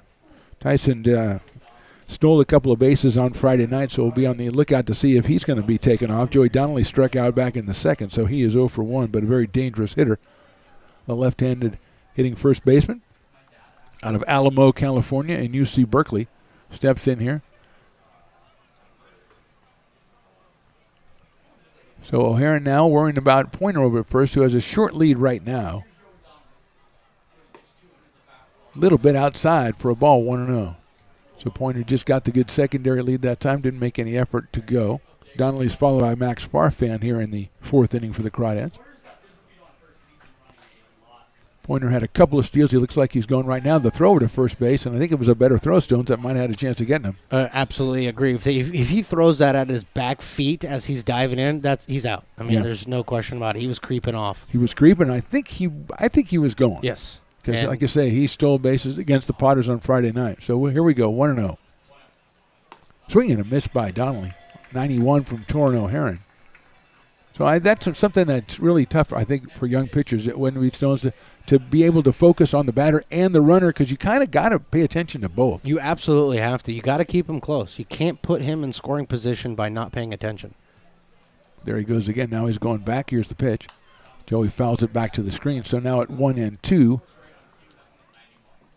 O'Haron very solidly between 90 and 92. Yeah, that's his fastball. It's where he likes to keep it, right around 90, 92. And he's doing the right thing. He's got to fire those bulls. He's got to stay in the zone. He's got a good defense behind him. So no need to try to pick little spots here and there. Just throw it in there. Don't Let's get get too it in fine. there. Yeah, okay. Yeah. Here we go. 1 and 2. He's going to go to first. He's got him picked off. Now they got to run him down. Chamiso running him towards second. O'Haron comes back to cover first, and they're not going to get him. And he's back at first base. Chamiso came all the way off first base to try to run him down. I don't think he ran it far enough. He didn't run far enough when he let go of the ball, so it was a chance to get back. O'Haron trying to cover Stones, trying to cover behind Zach, but just couldn't get there in time. Yeah, Zach, you want to run that guy down a little bit further and give Lavin an opportunity to get back over there to first base so it doesn't have to be O'Haron covering on that one.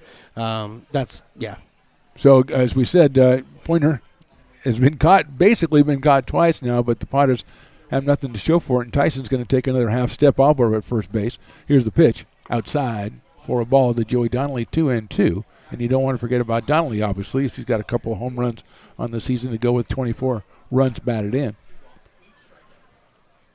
Nobody out here, top of the fourth, no score as of yet. Pointer getting the creep off. Now he's going back. Here's the 2-2. Fastball just misses outside, 3-2.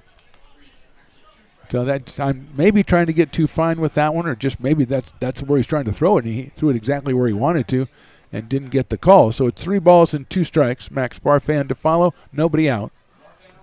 Donnelly, left-handed hitter against the right-handed Torn O'Haron. Let's see if Pointer goes on the 3-2 pitch. O'Haron holding it. Now he's going to go over to first base just to see if he can keep Tyson close over there. Zach Chamiso at first, Patrick Herrera at second for the Potters, Luke Auden at short, J.J. Mendocini at third, Romano, Garrity, and Johnson in the outfield, and as Stones mentioned, Luke Lavin behind the plate. 3-2 coming up to Donnelly. There goes the runner. The pitch is swung on and grounded meekly to first. Chamiso's going to take it himself. He does, keeps an eye on second base as Pointer is there. So moving the runner along, Donnelly with 1 out. Now Farfan, who walked his first time up, comes up to the plate. Good as a bunt right there.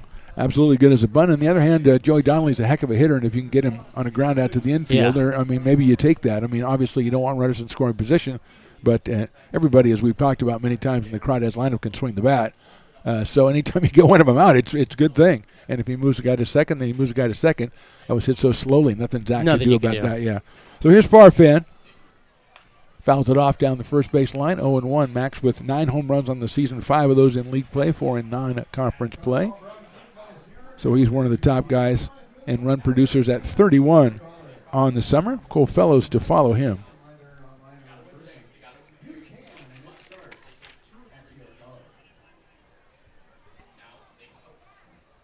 Dancing off second is Pointer.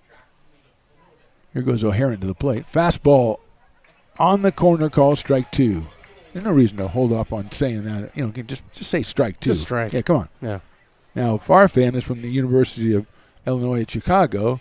They are the Dragons. Their mascot, Sparky D. Dragon. D-Dragon. Which I love them. I'm going to start following them because I'm going to dress as Sparky for Halloween. I want to see that. 0-2.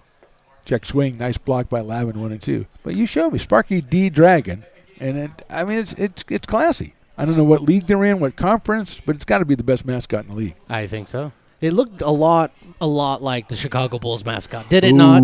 I guess. Okay. Maybe they get it from the same supplier. Maybe. Mascot costumes or something. 1-2. O'Haron throwing pitch number 55. Here it is.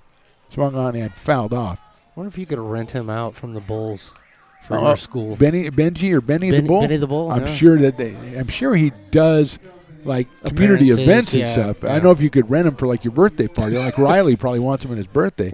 Riley probably wants Sparky D. Dragon at his, though. Yeah. Come on. Him and his buddies could party. Come on. Online. Check swing outside, 2-2. Torring almost got Farfan to go after that one, but Max held up, so it is 2 balls and 2 strikes now. 1 out here in the fourth. Oh, Stones, there's ice cream in the helmet. I love ice cream in the helmet. And it's Ghirardelli's, too. Telling you. Just tremendous. They're going to bring it in there for the lady, and he's going to share it with her. That's fantastic. Sir? I tip my cap. I do. And I'm wearing one, but I'll tip it. Well, you should be. Well, I got good hair today. What there is of it, yeah. 2-2 coming up. Pointer dancing off. Here's the pitch. Swing and a miss. He got him on strikes at 92 for Torno Heron. Big strikeout there for the second out, but Cole Fellows a tough out. He singled his first time up. So instead, Fellows at 25 runs batted in the conference, so that's putting him way up there in the conference standings. 294 overall this summer and 27 overall runs batted in. He singled back in the second inning, so he is 1 for 1. Hit a sharp grounder past J.J. Minicini down to third base. Fastball is outside and low. 1 ball and no strikes. Probably not going to see Pointer take off with a left-handed hitter. Gives the catcher a free look at third base, unless he does get a tremendous jump, and which is what he did on Friday. He got a couple of tremendous jumps. And you don't want to be that final out over at third base. You do not want to be that final out. That slice foul over the dugout there. 1 ball, 1 strike. Good crowd out there in the grassy knoll tonight. Wow, yeah. Very nice Look crowd. at I that. hadn't noticed that. Yeah. Wow. Yeah. It's not bad. It's crazy not bad. on fireworks night and stuff when that's packed can't over even there. see the It's grass. fantastic. Yeah. Fantastic. Incredible. I don't know if you know about this. Stone's Radio Networks carried the fireworks this 4th of July. Tremendous response. Yeah, it wasn't bad. Tremendous response. And good job watching the fireworks on the YouTube. It was pretty fun. good. Fastball outside corner, called a strike. Thank you. Strike 2. Yeah. 1 and 2. It's about the size of that tuna that we just saw. Yeah. Yeah, easily. 1 ball, 2 strikes here at the pitch. Swung on and missed a high fastball. He got him on strikes. 2 strikeouts when the chips are down for O'Hare, and we go to the bottom of the 4th. Still no score. Hi, Bill Evans, President of the Placer County Association of Realtors. We're in the store, our conference facilities, an amazing team that helps keep together an amazing organization. And we thank them all. This organization can't do what it does and can't run the way it runs without the help of so many members volunteering their time. The success of the Placer County Association of Realtors is largely dependent on our active volunteer members to help our organization and industry. The work of our committees greatly impacts our ability to champion efforts across the board and giving back to the Placer County community wherever we can. Like all service organizations, I wanted to serve. And getting involved with the affiliate committee was the perfect way to do that. I love being able to serve my community with my business friends and other leaders and give back to those who are in need. The thing I love about the PCAR committees is they all work toward the same goal of bringing the community together to support those in need in our surrounding area. I instantly came to the meeting and had a wonderful time, felt like I was a part of something bigger, and it was just the start of my leadership journey.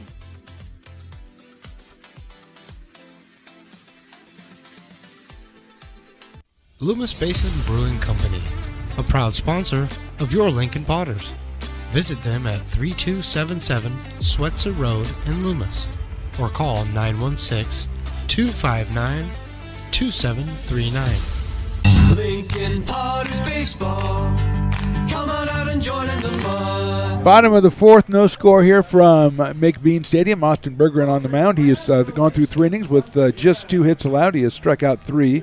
He will face Ben Higdon, then Patrick Herrera, and Luke Lavin here in the bottom of the 4th. Torn O'Haron so far, 4 innings, just 2 hits. And Torn has 2, 4, make that 4 strikeouts. So both pitchers very effective so far in this one. Yeah. After yesterday's 14-12 affair in Walnut Creek. So, like you say, Stones, it's different every day here in the CCL. You never know what you're going to get. You Absolutely. might get 5-3. Like Healdsburg won 30-2 yesterday over Solano. 30-2. Solano comes back and walks him off in 10 innings today. So you just never know. Here we go with Ben. He lined out to right field his first time up. Hit it well, but right at Pointer in right field. Takes a fastball in there for a strike. It's starting to see the shadows creeping in on right that's fielder true. right there. That's very true. And we have a little overcast today, so it does make for a pleasant day It's at a the crazy yard. day. Popped up. Shortstop, now second base moving over. Shortstop, that is Welch underneath it and makes the catch after quite a long time waiting underneath it for the first out. That's what you call the pop-up dance. That's the pop-up dance, and he did it well as Ben put it way up in the air. Now Patrick Herrera coming up to the plate. He grounded out to third his first time up. 297 on the season for Patrick, 4 home runs. 11 runs batted in, 18 runs scored. And a lot of excellent second base from the defensive side as he steps in here. against Austin Berggren. Hits that one down the right field line. Off-speed pitch, looked like, and it's foul over by where the parking lot Potters used to hang out all the time. Yeah. They're not hanging out today. Hopefully they'll come out one day next week, because only 3 games left, so. However, need to see our parking lot Potters. Justin Olson's hanging down there at the Oh, Brick that's and true. Is he? Oh, yeah. Yeah, he's a big. I can't see the Brick and Barrel. I can see Justin. That's all. Yeah. Well, Yeah. and you can't see Trey Furry standing on the other side of him because he's blocking out That's Trey right. Furry. There's a sharp grinder down the third base line. That's a fair ball inside the line. Farfan with the try, but going around first and headed to second is Herrera, and he will be safe because there's nobody covering second base. And so Patrick with a sharp base hit down the line. Third hit for the Potters. He is in scoring position. He hit the ball right between Farfan and the bag, right down the third base line. And Herrera is 1 for 2, and now Luke Lavin, who, remember, hit the ball very hard his last time up, and Ryan Ellis made an excellent play out at second base. When Herrera's not hitting homers, he's hitting doubles. Man, he's really been hot lately. We talked about he's one of the guys, a Nolan Wilson, a Ruben Church, Zach Chamiso, guys that have been really sparking the team over the past 3 or 4 weeks, especially as we got to the second half of CCL play. So here's Lavin, has a pair of home runs, and now he's going to back out and turn to the umpire and go, hey, ump. Want time. Give me a break, will you? You can't be asking for time because Berggren's going too fast, because we know that's not true. Lavin takes high and outside, 88 from Austin, so got it up there. That's about his range, picking the brain of the broadcasters from the Crawdads. About what Stones reported to us earlier in the affair, 88, 89, maybe touched 90. Alexander Johnson on deck for the Potters, but right now it's Luke Lavin with a runner in scoring position for the Potters here in the fourth. Swinging and a miss. That was a definite slider at 79, so it's 1-1. Threw that pitch to Dak Chamiso his last time up, and he couldn't find it either, so it's been very effective against the left-handers. Lavin steps out, thinks about life, steps back in because he's got it all figured out. It didn't take long. Tell me about it, man. Well, no, you can go ask him later. Swing and a miss at the same kind of pitch, 1-2. I was mesmerized by what she had right there, Stones. What is that? What is that? Oh, no, she's just got toppings on her ice cream. Holy cow, that looks good. Yes. Man, I was trying to watch the game, but man. Stop. She's doing it right. 1-2 now on Luke. Chopper foul down the first baseline. That was the fastball again, which hasn't been giving Luke as much problem as the breaking ball. Fouled that one off. Out of Laguna Beach, California, headed for Stanford University. Been a real find for the Potters this summer at the plate and behind the plate as well, as we talked about earlier. Still 1-2 on Luke. Bottom of the fourth here from McBean Stadium. Neither team pushing a run across as of yet. Hopefully this will change that. Grounded down to Donnelly. Donnelly he's going to wave the pitcher off and go get it himself and hit the bag before Lavin does. It'll move Herrera to third, but it is 2 outs now, and it'll all be up to Alexander Johnson, who had an infield single his first time up, the big chopper that he beat out. So he is 1 for 1.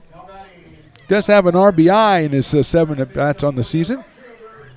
So he's now 3 for 8 with a run batted in, and Alex from Sierra College.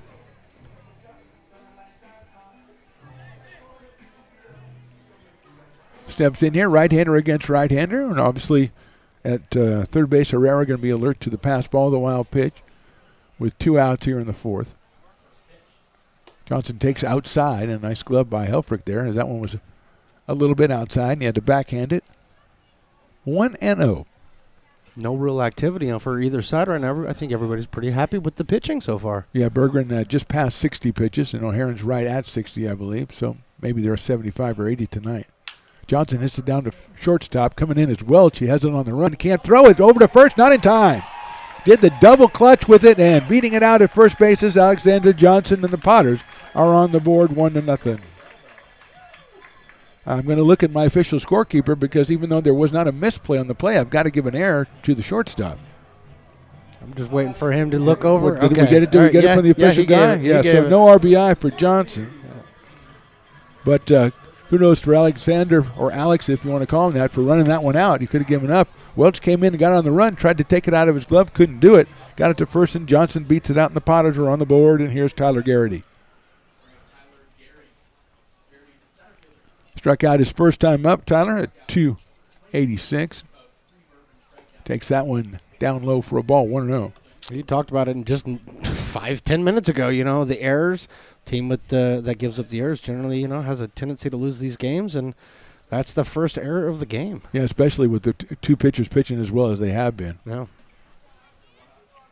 Garrity lines that one into right center field, moving over the right fielder, though, and that is Pointer who makes the play. It's a good job by Garrity, but Pointer covering a lot of ground out there in right field. So the Potters score once. We go to the top of the fifth. Potters lead at 1-0. Lincoln Potters baseball. Placer County's best-kept secret is back for another exciting summer at historic McBean Stadium.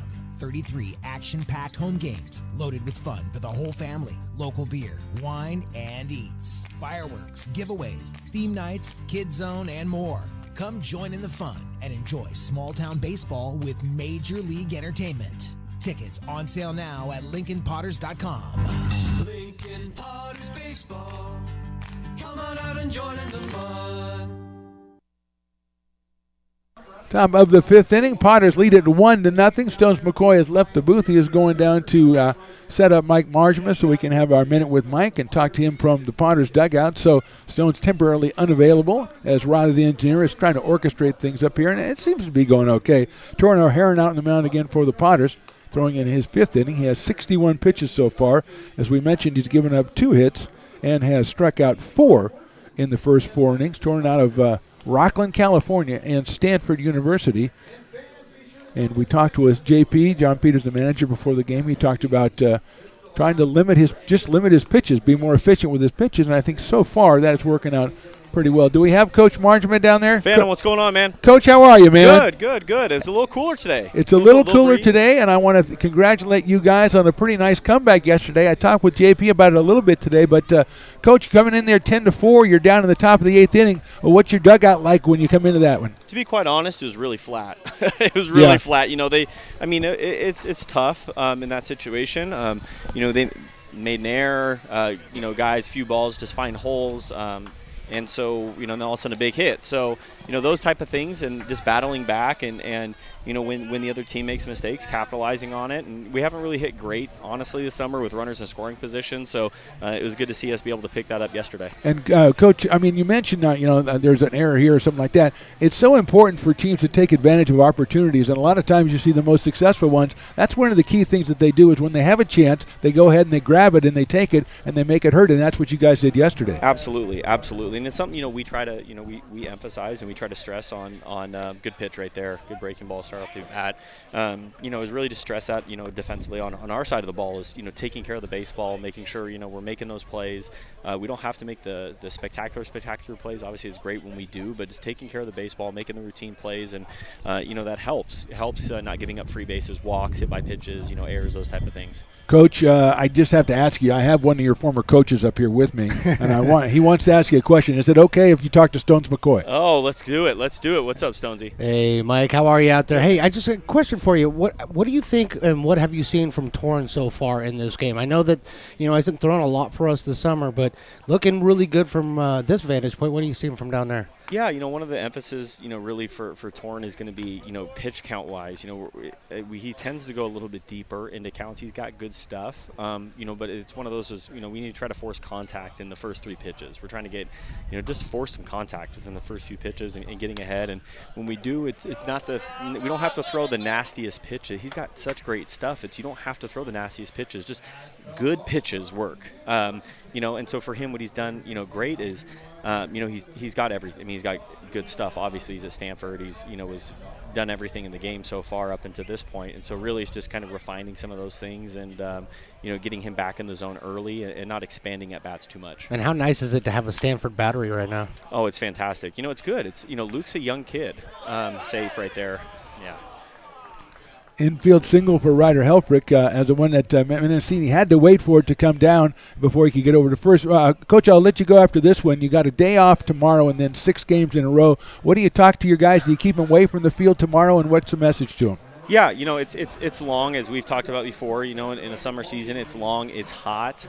It's so for them is just stay away. They're gonna take a nice day to recoup. We're gonna lose a few guys here that's got to go back to school or whatnot. So we have some new guys here that are be coming in to fill in, which is good. We get to see some more guys, and it's great. It's great to see these guys. But for them, it's just down the home stretch here. Big games coming up, and this battle. Walnut Creek's now in. Healdsburg's in, obviously, so it's between us and Sonoma to get this thing going. So it'll be a good battle down to the end here. And just Stones, even to reiterate here real quick on having Taryn and Luke, is Luke's young, and you have Torin, who's had some experience being around the guys at Stanford here now for a few years. And so to be able to have Torin on the mound and have Lavin, you're just looking 19 years old. Yeah. It's like to be able to catch a guy that's at that school already. It's pretty cool to see, and he's holding his own well. So we love to see it, and just getting him that experience and being able to catch guys like this is awesome. Absolutely. Coach, thanks a lot. We'll talk to you again next home game. It's always a pleasure, Mike. Always. Coach. Appreciate it, guys. All right, see ya. Popped up by Charlie Welch there as he's up here with nobody out and a runner at first base as Helfrich beat out that grounder, and Stone's nothing that Mendocini could do about that. He had to wait for the ball to come down. It's gravity. Gravity gave him a base hit is basically what happened. Gravity messed us up is what you're saying. How great is Mike Marshall? How great is that guy? He's the best. And I'll say between Marge and Nate bringing that professional feel to this game, it's really helped the Potters this year, I think. Call strike 3 outside corner. As you might have been able to tell, Charlie Welch is the dog batter, because I thought there was like 7 Cujos on top of it. I had never heard noise like that. What happened? You were looking all over. I think that was my first earthquake. I think Willie put a speaker here in the booth for us to hear those. I think he did. So Welch is out on strikes. Helfrich's still down at first, but that'll bring up the top of the order, and Ryan Ellis, who was grounded to second and popped out to third on a great play by J.G. Mendocini in foul territory back in the third inning. Yeah, I was sitting there trying to hear Mike, and I there was like a thundering. I thought Buffalo had come back to the Americas. You know? Right. Crazy. But he is just the best. He's the best. And what's great is that he makes it a point to have one-on-one conversations with all the guys on this team. And that's really important, because it makes you feel like you are part of what's really going on, even when you aren't. When you have those conversations, believe me, I know what that's like. with the main guy or one of the main guys for your team, it really does make you feel good. There goes the runner. The pitch is swung on and missed. The throw to second base is going to be just a little bit too late. It go out into center field, picked up out there by Garrity. Guns it to third. It's going to be too late off the base, and sliding in is Ryan Helfrich. So he gets the stolen base. He advances on the air, which is what we talk about, Stones. You don't want to give up those extra bases, and that's exactly what happened. And the strike for Ellis, he now has a 1-ball, 1-strike count, but the runner at third with less than 2 outs is Ryder Helfrich. That one's a tough one on Lavin, too, because, he came up and he came firing. He did throw to the right field side. Little tail on that, yeah. But that's a tough error. Goes to the windup. There's the 1-1. That's a good-looking pitch, but it misses outside. 2-1. So Helfrich, every time he gets with the plate, he hits a bouncer on the infield, and a lot of things happen. A couple of times he gets on, a couple of times we get him out, but he's always in the middle of the action. I just saw the 3 legends walking by outside. Boy, what a group of ruffians those guys are. Man. I love those kids. Those kids. 2-1 now on Ellis. Ryan takes a fastball. Oh. Umpire balk. That had been a strike for 4 innings. But it wasn't that time, so it's 3 balls and 1 strike. Brian DeRoth on deck. Where's our guy that calls balks? Because we needed him to call a balk on the umpire there. We did have a balk guy. That guy was cool. That's outside, ball 4, clearly outside on that one. So Ellis is on for the first time, first and third, and you'd have to think he might be taken off from first base with Brian DeRoth coming to the plate. Brian is grounded to third and popped to short, so he's 0 for 2. And we have a little meeting at the mound with Brock Raggets. And Stones, we've talked about this with Brock a lot. He goes out there. When he goes out, he's talking about your brain, not about your mechanics. Absolutely. And as a pitching coach, you don't want to go out there and try to start making adjustments on the fly with a pitcher who's in the middle of battling. So you want to go out there and you want to do one of 2 things. You either want to refocus him on what's going on, or you want to just change the focus entirely and just and talk about something that makes nothing to do with this game today, anything like that. Talk to him about Barbenheimer if you want. Barbenheimer, that's huge. So I'm just saying. So those are refocus by not focusing at all. So sometimes it's a refocus by talking to you about refocusing on the game and the task at hand. The other side of that, though, is to just not talk about it at all. To get you thinking in another direction, and then remind you just before I leave, hey, do what you do best because you've been doing this for a long time. That's the last thing you say. That's Well, the he's last at thing you say. 77 now, Stones, and so I can't think they want Torn to go much by 85. No, he's probably right up around where he's going to be. And I'm looking down at the bullpen, Arthur Steinkamp. Arthur Steinkamp, who was tremendous against the Prune Packers a couple days ago. And we just found out that he's not going to be here for the remainder of the summer. This is it for Arthur, huh? Maybe a couple of more games after this, but we're not certain. All right, well, Giraffe is the hitter, first and third. One out in the fifth. Potters lead 1-0. There goes the runner to strike. They throw to second base. Here comes the runner from third. He's going to score, and the double steal is effective. Second time the Potters have been victimized by that, and Ellis is in at second base. Scoring is Helfrich. Ellis now is in scoring position. And who gets credit for that run, Phantom? Who gets credit for the run? Yeah. Well, it's a stolen base for both of them. Ellis is a stolen base, and so is Helfrich. I love it. So, and it's a situation where, the Potters have thrown through a couple times on that play this summer, and every time it has kind of bit him in the butt a little bit there. So now there's a ground ball sharply hit out toward Herrera. He backhands it, gets up, throws to first, and gets a nice play by Herrera. It does move Ellis over to third, but you talked about that earlier, Stones. Herrera covering second base and going to his right very well. Yes, he gets out there and gets down on that plant foot and fires the first quick. Looks like we're going to have a pitching change, buddy. Pitching change. I think we got left-hander Steinkamp coming in to pitch to Ryan Brome, but we will step away for just a second. Right now we're in the top of the fifth. This game is tied at 1. Hi, Bill Evans, President of the Placer County Association of Realtors. We're in the store, our conference facilities, an amazing team help us keep together an amazing organization, and we thank them all. This organization can't do what it does and can't run the way it runs without the help of so many members volunteering their time. The success of the Placer County Association of Realtors is largely dependent on our active volunteer members to help our organization and industry. The work of our committees greatly impacts our ability to champion efforts across the board and giving back to the Placer County community wherever we can. Like all service organizations, I wanted to serve. And getting involved with the affiliate committee was the perfect way to do that. I love being able to serve my community with my business friends and other leaders and give back to those who are in need. The thing I love about the PFAR committees is they all work toward the same goal of bringing the community together to support those in need in our surrounding area. I instantly came to the meeting and had a wonderful time, felt like I was a part of something bigger, and it was just the start of my leadership journey.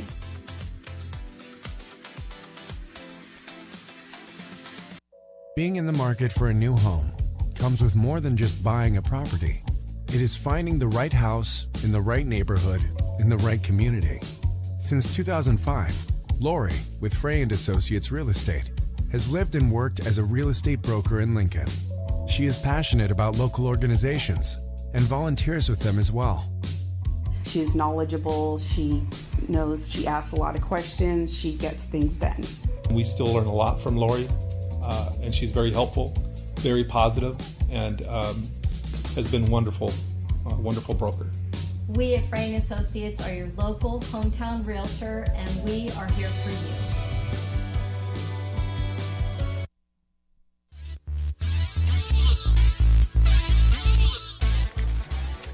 Arthur Steinkamp is the new pitcher for the Potters. Arthur is from Los Alamos, New Mexico, University of New Mexico, making his fourth appearance. He's 1-0 on the season. He has a 1 ERA. They're going to have to wait just a second. The runner at second base has not returned to second base. They just almost threw a first pitch on you. You can't do that. No, you can't do that. Sorry. But why is he at second base? Didn't he go to third when there was the grinder to Herrera? I thought he went to third. So, runners. You shouldn't. Don't tell them that. Okay. Well, wait. First pitch is lined foul. So that is very odd. Yes, it's he was at second odd. base. He stole second base, and the guy grounded to second, so he went to third, and I put him at third base. Yes, and I did as well. Okay. Anyway, Steinkamp 9 innings pitched, 6 strikeouts, and 1 walk. The left-hander against Ryan Brome, who, as we are told, has now committed to Southeast Louisiana for Ryan Brome. So they're getting a heck of a hitter there in Southeast Louisiana, hitting 339 on the season with 45 runs batted in and 7 home runs. So here we go. It's crazy time. That's a nice breaking ball, but it misses the inside corner. So I would understand. I would wonder why Ryan Ellis wouldn't go, no, I was over at third. Why do I have to go back to second? Well, he's having a conversation with Auden out there at shortstop. I'd probably, ha, ha, ha. Exactly. Ha, ha, way to go. Swung on and grounded foul. That's a nice breaking ball from Steinkamp. Definitely sitting 68 miles an hour consistently. Yeah, with but that here's the breaking ball. thing. He's 68 miles an hour, but he's from Los Alamos. Isn't New Mexico? Isn't that where Oppenheimer was in Los Alamos? Oh, wow. So he's explosive, my friend. Oh, he is. Uh-huh. Let's there see you go. it. Fastball just misses inside. He changed the speed on that one. It wasn't a lot of miles an hour, but No. the difference was enough to make it seem like it had a little zip on it. I wasn't going to catch it. Yeah, I've seen you Oh, play. thank you. 2-2 pitch coming up. Ellis leading off at second. Here's the pitch. Inside on a breaking ball. In front of Luke Lavin. He picks it up. So we go full on Ryan Brome with Tyson Pointer, the right fielder, on deck.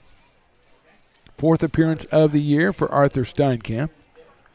6 foot, 185 pounds.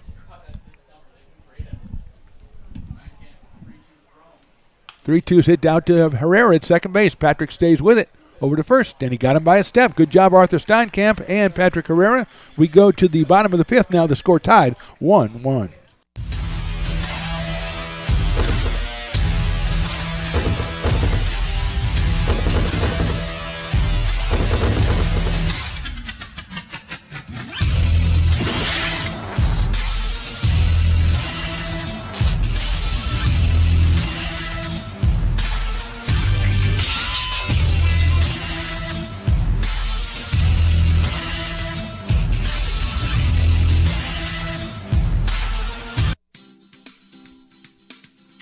Air Design Incorporated, where you feel the difference.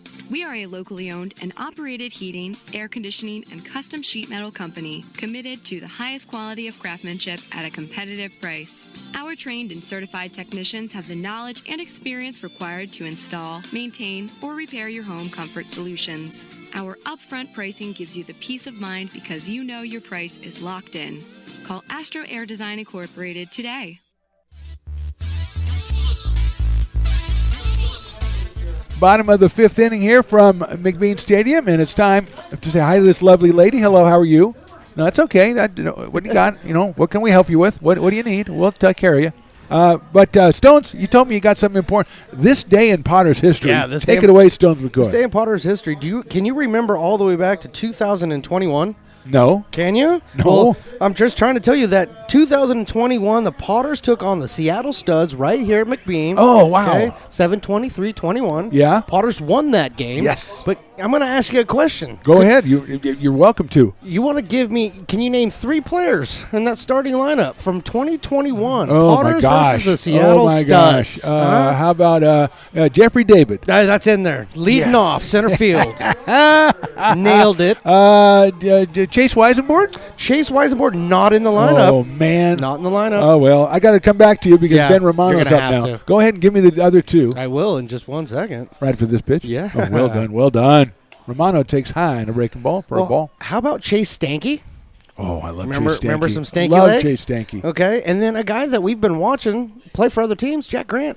Jack Grant, that's right. Grounder right back to the mound. Bergeron has it, and he'll flip it over to first underhand as he runs 2/3 of the way. That's what the rules say. And then he flips it, and Romano is out for the first out here in the fifth, and he'll bring up J.J. Menacini, who grounded to first his first time up. So Jeffrey David, Jack Grant. I can do this real quick. I'm going to do it for you, okay? Jeffrey David, Holt, Forrester, Stanky, Furry, Brandow, Hall, Stahl, Grant, and pitching, Cuff. Owen Cuff. Oh, man, that's Drew Stahl. You got Yes. Jason Brandow. Oh, those are some great names, Stones. I'm telling you. Oh, thanks for bringing me back. I love Jason Brandow. That guy was so good. Here's the pitch to Menacini. Fouls it out of play to our left. J.J. from Menlo College. 0-1. Top of the order, Luke Auden on deck. This game's tied at 1. We're in the bottom of the fifth inning here. I may even have one more for you later on down in this game. I am looking forward to that so much. J.J. takes down low, off-speed pitch, 1-1. And you start talking about Potter's past, Potter's legends like we have. You got Jeffrey Day, Chase Stanky. What a player Chase Stanky was. What a great hitter. University of Minnesota. Then I think he transferred to Kentucky. Yeah. 1-1 pitch.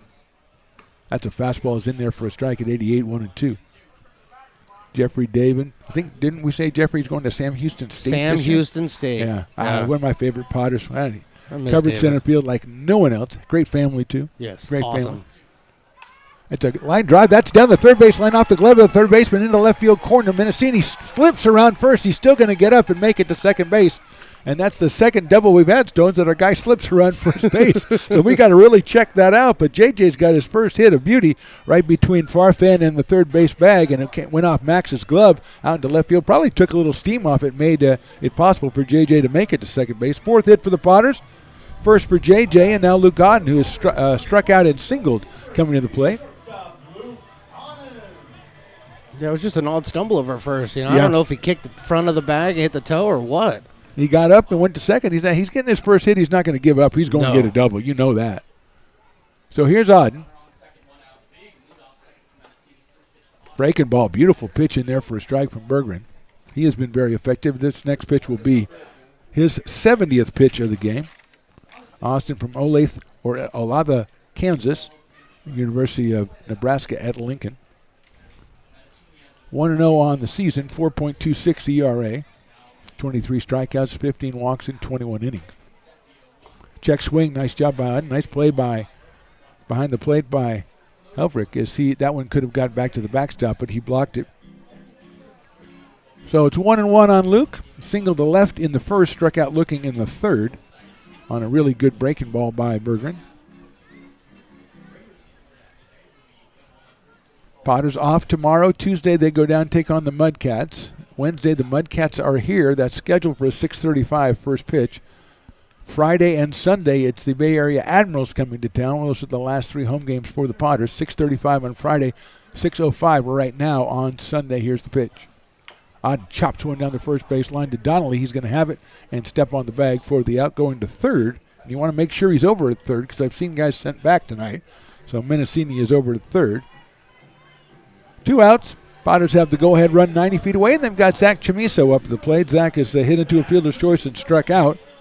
Last time at the plate, he got 3 off-speed pitches and went back to the dugout. So he's up there ready to atone for that. When you're a Lincoln legend, you got to, when you're in your hometown, you come back strong. Zach had a home run in the game last night and drove in 3 runs. Takes that fastball in there for a strike. 0-1, actually, yesterday afternoon down in Walnut Creek. Crawdads just a couple of games behind, or just one game behind the Prune Packers. Zach hits that one sharply but fouled on the first base line. 0-2 now, quickly on Zach Chamiso. Got to tell you that the fine food of quesadilla. Javi from Mi Ranchito Pueblito has made its way to the booth. He needs to know that 7th inning comes around. It's quesadilla time for your boy here. Oh, yeah. Because that guy makes it. Oh, man, he's a magician. He is. It's a Harry Potter night, and he's a magician. Except it's not Harry Potter night, but when it was. Harry never showed up, did he? No, he wasn't here. Popped foul by Chamiso. He had to send his friends. He sent his posse. Yeah, that Hagrid guy. Hagrid, a very, very imposing Hagrid, yeah. He's Hagrid. He's Hagrid. Okay, I see where you're going with Yeah. that. Okay. Harry, as I say, as I tried to explain to Pat, Harry's busy. He's overbooked a lot. Obviously. Yeah. He It's never like Santa shows Claus. up. You can't always have the real Santa Claus. When Okay? has he Sometimes you ever get shown actors. up, though? Come on, let's be real. Has he shown up yet? No. I don't want to see anything. No, he has not. 0-2 to Zach. Fastball misses outside, 1-2. So that outside corner, left-hander seems to have changed a little bit. It was a little wider earlier in the game, and it's been tightened up a little bit. 1-2, Ben Higdon to follow. Chamiso, wide open stance. Here's the pitch. Breaking ball outside, and the entire infield for the Crawdads came into the dugout on that one, and they have to go back. I mean, figuratively. They made a move to go into the dugout. I think we had one this year. We had all 7 people. All 7 guys moved all at went once. into the dugout. That was the best ever. That was my favorite. So now it's 2-2 on Zach. That one's outside, 3-2. J.J. Mendocini, he doubled. Went to third on the ground out by Luke Auden. He is down at third base right now. And Chamiso with a 3-ball, 2-strike count here in the bottom of the 5th inning.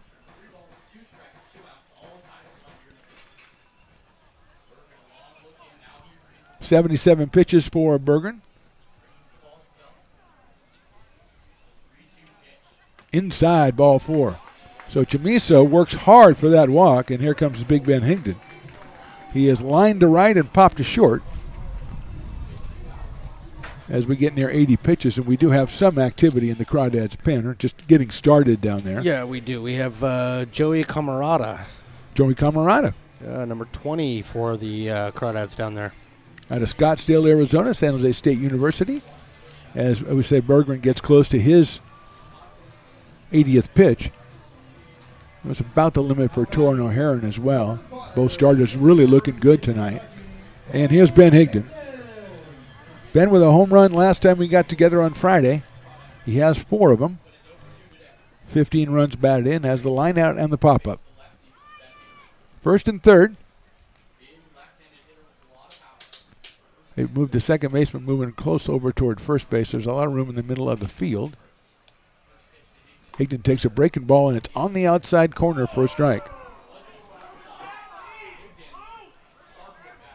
Ben very, very politely turns to ask the umpire, but WTF. Politely, though, okay?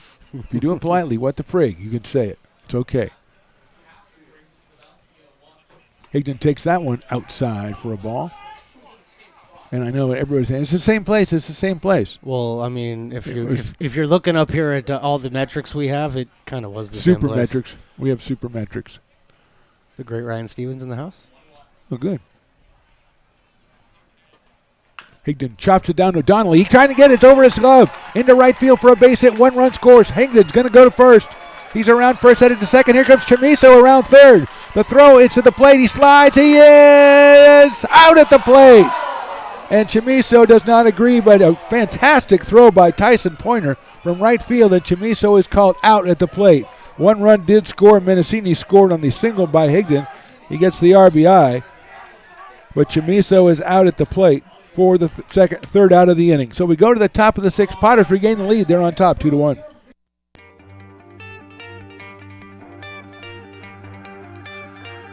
Gooseport Public House.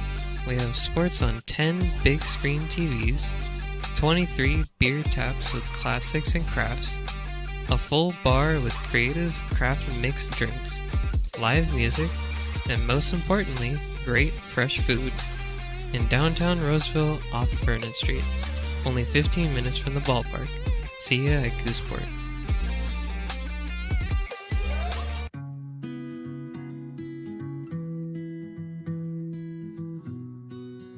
Lincoln Area Archives Museum is the official partner of the Potters' 100th anniversary season. The museum is located just around the corner in Bierman Plaza in the center of the Old Historic District.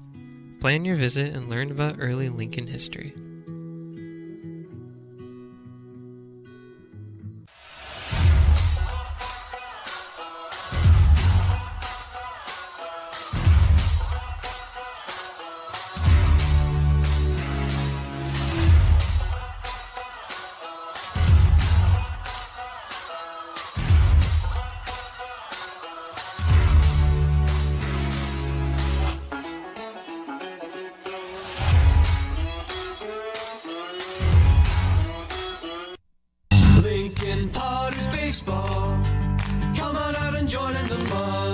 Just coming down from all the excitement of the bottom of the 5th inning is Chamiso thrown out at the plate on the throw from Tyson Pointer in right field, but the Potters did score once on the RBI single by Ben Higdon, and they lead it now 2-1.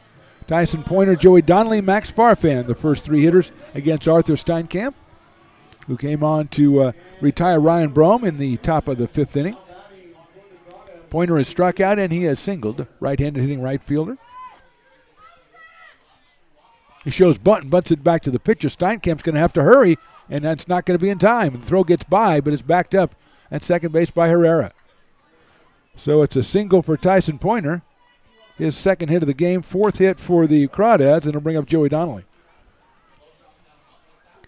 I thought he bunted it a little bit too hard at the beginning, but it took an extra hop to get to Steinkamp, and then by the time Arthur got it and straightened up with it, it was going to be too late to get Pointer down at first base. Pointer, as we've talked about a couple of times, very fast on the base pass and very fast getting down the base pass.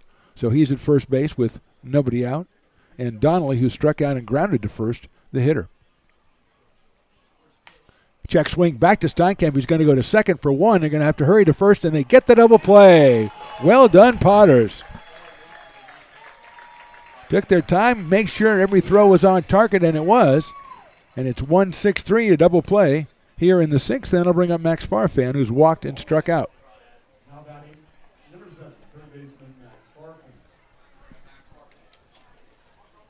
So if you've noticed that I seem to be going it alone this half inning, there was a problem with the Stones McCoy. He ran straight into a quesadilla. Yeah. Smack dab into that quesadilla. I was going to tell people we were having technical difficulties with my microphone, but you tell them what you want to tell them. We were having technical difficulties. You can't talk in your microphone when you have a quesadilla. That's it. 0-1. Popped up. Right side, right fielder going over is Johnson. It's going to be in foul territory. And he makes a nice running catch. Good inning for Arthur Steinkamp. And we go to the bottom of the sixth. Potters still lead at 2-1. Loomis Basin Brewing Company, a proud sponsor of your Lincoln Potters. Visit them at 3277 Swetzer Road in Loomis or call 916-259-2739. Being in the market for a new home comes with more than just buying a property. It is finding the right house in the right neighborhood in the right community. Since 2005, Lori, with Frey & Associates Real Estate, has lived and worked as a real estate broker in Lincoln. She is passionate about local organizations and volunteers with them as well. She's knowledgeable, she knows, she asks a lot of questions, she gets things done. We still learn a lot from Lori, and she's very helpful, very positive, and has been wonderful, wonderful broker. We at Frey & Associates are your local hometown realtor, and we are here for you. It's all you. No, I insist. It's your turn. Nope, I think it's your turn. I appreciate you so much. Thank you so much. Go. I appreciate your appreciation. It fills me. Safe drivers save money with Farmers. Just for driving safely? It's a Farmers policy perk. Get Farmers and you can get a safe driver discount simply for having a clean driving record for 3 years. Come on. After you. After you. Safety first. Get a whole lot of something with Farmers policy perks. We are farmers. Bum, bum, bum, bum. Lincoln Potters Baseball. Come on out and join in the fun. Attention, California Collegiate League fans. Richardson is the official headwear provider of the California Collegiate League. Go to richardsonsports.com to view the latest baseball performance and lifestyle headwear. Richardson, quality in every stitch. Bottom of the sixth inning. Good job by Arthur Steinkamp in that sixth inning. Stones, I know you were otherwise engaged, but Arthur came out and does what he does, which is don't throw the ball hard and get people out. I watched every single yes, pitch you of did. his. Okay, You were here I just couldn't talk. Moral support. You were That's giving me right. the moral support. Now you know what? There's always a uniqueness to every pitcher. His Yes. uniqueness is being able to control a much slower fastball, curveball, changeup.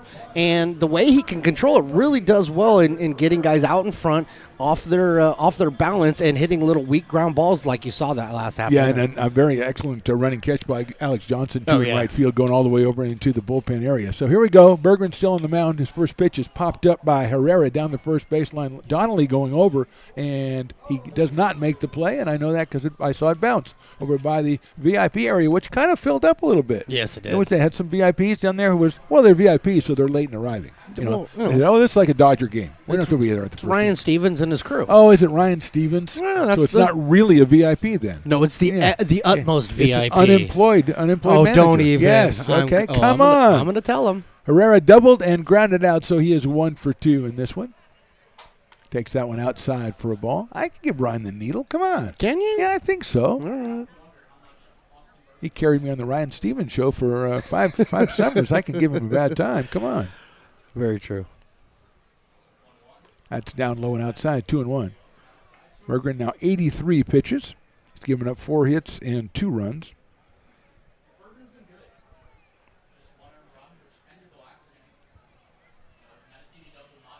That's down and away. 3-1 now on Patrick Herrera. Patrick comes to us from the lovely metropolis of Mesa, Arizona. The metropolis. And University of Kentucky. We've got activity now, it looks like, in the Crawdads pen.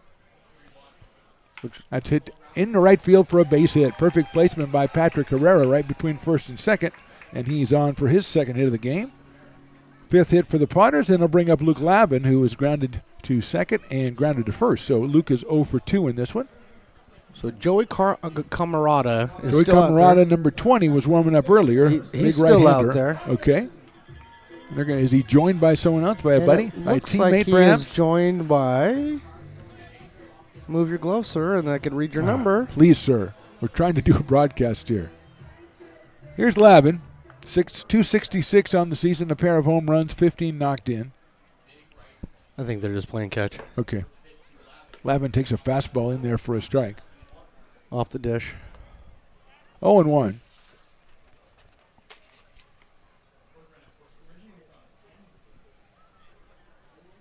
No balls, 1 strike on Lavin. We're in the bottom of the 6th. A well-played game so far, well-pitched game on both sides. And here's Lavin.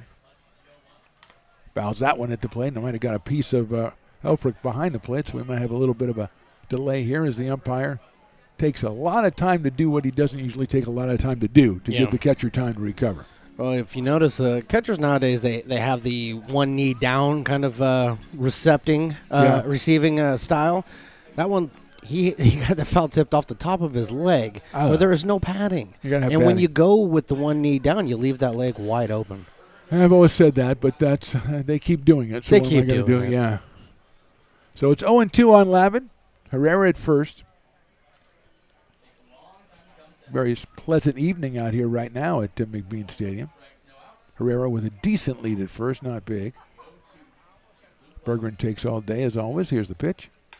There's a little line drive, and it is into center field for a base hit. Ryan Ellis making a move like he was going to catch that one. Had to hold our breath a little bit, but it makes it out to center field. So 2 hits in a row to start the bottom of the 6th inning, and we may see some activity or some action out of the dugout for the Crawdads. I'm not the guy who tells them what to do, so I'm just saying. Yeah. 2 hits, the guy's thrown 89 pitches. He's been very good, and that one was not hit very well. I mean, it's in the perfect spot, and when you're swinging the bat like Luke is, I mean, he got paid back for that hard grounder he hit back in the 1st inning or the 2nd inning.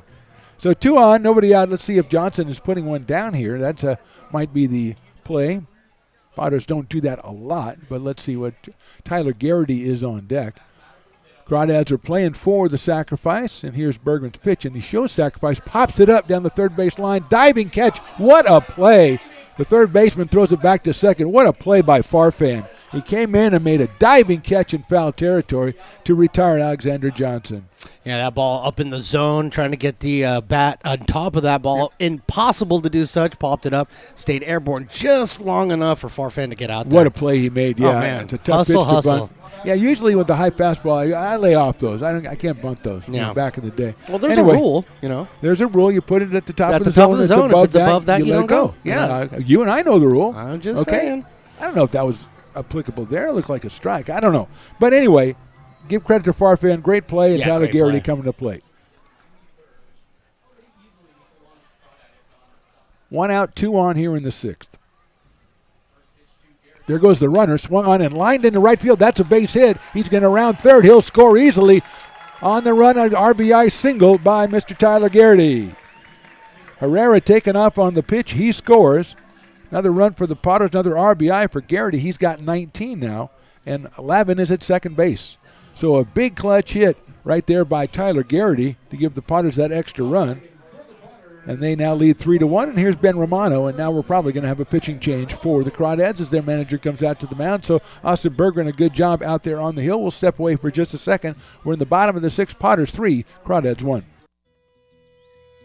It begins on the farm, where hard work breeds motivation. Care is taken under watchful eyes. With new growth comes inspiration, where playtime is mandatory. Welcome to Dueling Dogs Brewing Company. Meet the Stevens, a husband and wife who work hand in hand to craft exclusive small batch beer, mead, and cider. Using locally sourced ingredients to ensure freshness in every glass. where a community of farmers, local artisans, and amazing food make for a truly inspired atmosphere.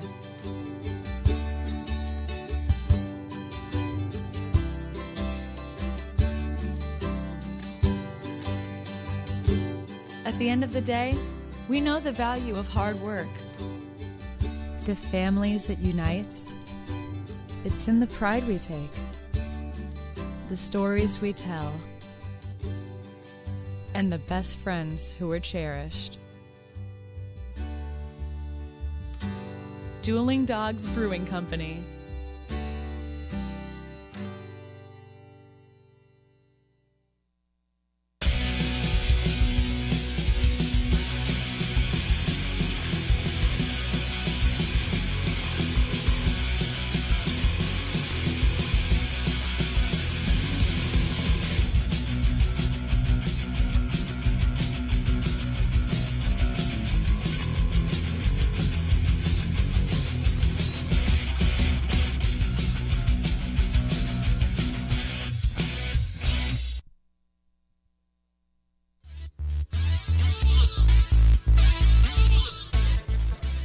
Joey Camerata is the new pitcher for the Walnut Creek Crawdads out of Scottsdale, Arizona, and San Jose State University. He's 1-1 with a 6.06 ERA, 16 and a third innings pitched, 19 strikeouts and 12 walks. And while he concludes his warm-up tosses Stones, you tell me there's a part 2 to this day in Potter's history. Yes, there is. Oh, boy. So on this date, in the 2022, okay? Oh, that's a long time ago. Guess who we were playing? The Walnut Creek Crawdads. Do you want to know who the starting pitcher for that game was, though? For us? Yes. Schmitty. Anthony Perez. Oh, I love Anthony Perez. Just talked to Anthony Perez a little while ago. He's been doing his rehab. He had a little bit of an elbow issue. Oh, okay. He's doing well, and in fact, his bullpen tonight went so well that you may see him in tonight's game. Fantastic. All right, here we go. Ben Romano against Camerata with 2 on and 1 out here in the inning, and a run in on the RBI single by Tyler Garrity.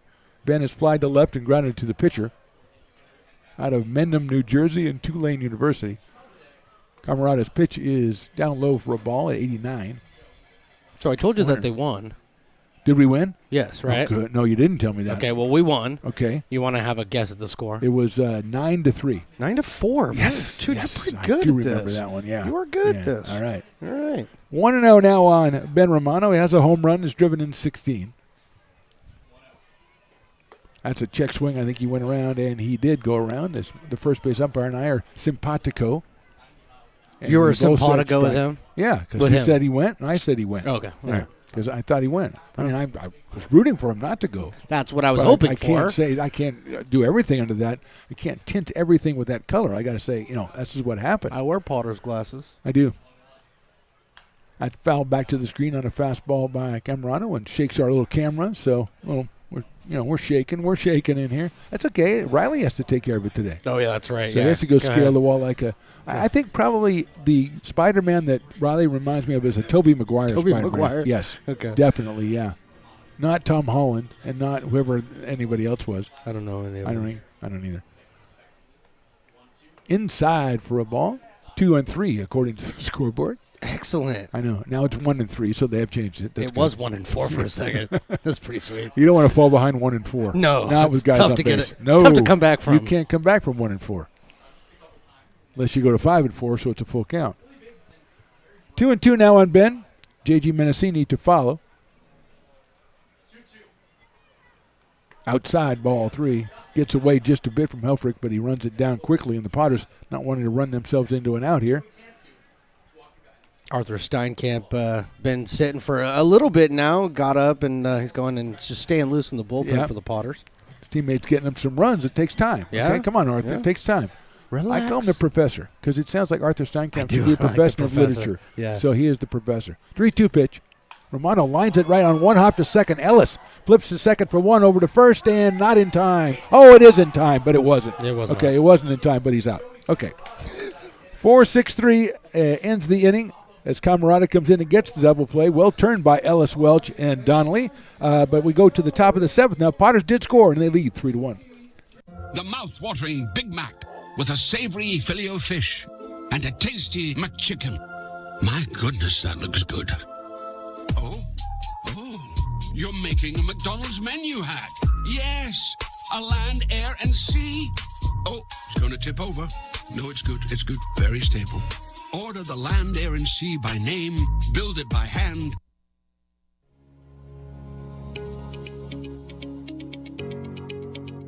Placer Valley Tourism. Our mission is to increase the health of the hotel industry through occupancy and average daily rate in Roseville, Rockland, and Lincoln.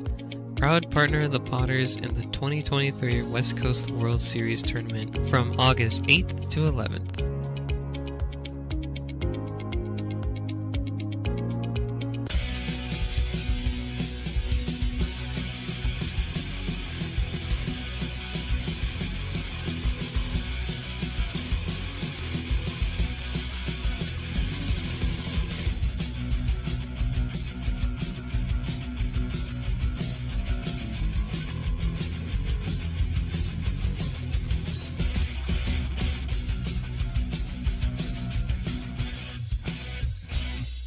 Lincoln Potters Baseball.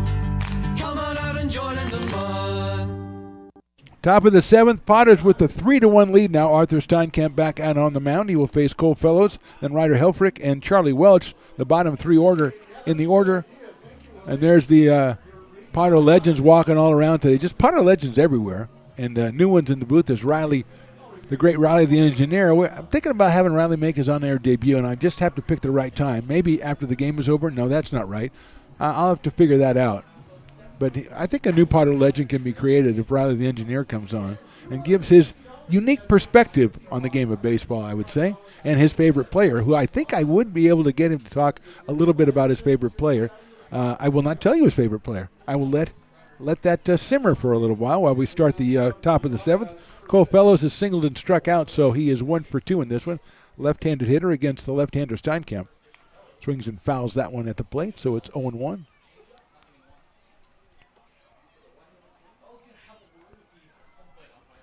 Cole Fellows walking over toward, he's walking over to get, he wanted to get something for his bat, rub down the bat. So it's 0-1 on Fellows out of Clovis, California. I believe, if I remember correctly, yes, and Columbia University. Stones McCoy, how are you, sir? You went to Columbia, huh? Yes, he did. So did I. Yeah, you went to Columbia School of Broadcasting. That is a ball, 1 ball and 1 strike. No, I didn't go to Columbia School of Broadcasting. I went to Columbia. The Ivy League school? No, Columbia Junior College. Oh, that's a tremendous in place. Sonora. That's a very nice college. Swing and a miss, 1 and 2. So you and Cole have kind of a kinship there. We have a kinship. Kind of a connection. You're both Columbia guys. Columbia guys. Different. And he played ball for them, and I didn't. And I bought 12 albums for 99 cents from Columbia Music. So there you go. You're part of our group then. That's outside for a ball, 2-2. Last call for 50-50. If anybody's at home wants to buy 50-50, let me know. Last call. I'll grab it Stones for you. know. He'll go out and he'll get it. He'll front you the money. I'll front you a He'll dollar. front That's you all the I dollar. got. That's inside ball 3. So 3-2. Fellas at 1-2 now. It is 3-2. Opening up the top of the seventh. Potters 3, Crawdads 1. Torrin O'Haron started the game for the Potters. Went the first 4 2/3 inning. Line drive over second baseman's head into right center field for a base hit. Fellows is rounded first. He's looking for 2. Picked up by Garrity in center field. His throw is a little offline. It's a double for Fellows. And the Crawdads are in business here in the top of the seventh inning. Their 5th hit. Got to see the wheels there of Cole Fellows. Yeah, and he was, like I say, he was thinking double. As soon as he saw where that one was going, he was thinking double. He knew it. Absolutely. Very impressive by Torrin O'Haron. He went 4 2/3 innings. Gave up just 3 hits in this one. So here is Ryder Helfrich, who is grounded back to the pitcher and beat out an infield single. So he hits infield grounders and tries to beat them out as his strategy. He's 1 for 2 on that. Yep, here's an infield grounder up the middle. Herrera with a nice play across the diamond, throws to first. A beautiful play by Patrick Herrera. We've said that a couple of times, Stones, but he keeps making it true. Man, going to his right is he just makes it look easy, and that's not something easy to do as a right-hander. to go to your right like that and turn around and be able to fire a strike to first base. Yeah. I mean, it's just been really impressive tonight. He's really shown his defensive prowess. Yeah, over he there. doesn't even really stop and plant. He just keep running to his right and makes strong throws. Here's Charlie Welch, grounded out and struck out. He fouls that one off. 0-1. Charlie playing shortstop for the Crawdads today out of Green Bay, California, in the College of San Mateo. 4 for 11 coming in, so 4 for 13 now. He's got a runner at third base. That's hit in the yard to right field. Coming on is Johnson. He's going to make the catch, but the tag is going to be made. Here's the throw to the plate. Very strong throw, and it's going to hold the runner at third base. Johnson shows off a little bit of arm on that one, and a beautiful throw to home. And holding all the way was Cole Fellows, who, as you mentioned, Stones, is pretty fast, and so they must have known something was up. Well, a little liner out to right field. I mean, it got to Johnson out there pretty quickly, and he wasn't even that deep when it got there. So probably a smart move with one down in the inning. Smart move to keep that. Still a really big run sitting over third base. Yeah, I thought it was hit a little bit harder when it was hit, but it kind of sunk a little bit on Johnson. But here's the dangerous Ryan Ellis. He takes a strike down the middle. He is grounded to second, popped out and walked, so he is 0 for 2 in this one. Comes in 376 for the summer out of Peoria, Arizona. Big game for the Crawdads right now with Healdsburg losing today. Yeah, absolutely. Check swing and nice block by Lavin. Unexpectedly. Unbelievable. You got to give I know the Mudcats have won, I think, 5 or 6 games in the league, but, man, they got hammered yesterday 30-2, and they came back on their home field. Yeah. And they just walked off the Prune Packers. That's a tremendous job. That's outside. It's easy to get down after you've been hammered like that and come back against the same team the next day, but, man. And they scored, I think, 4 runs late in that one. They were down big, and they scored 4 late to pull that one out. Line drive right at the shortstop, handled by Luke Auden. So Steinkamp gets out of it. A hit, but no runs. We go to the bottom of the 7th. Potters lead to 3-1.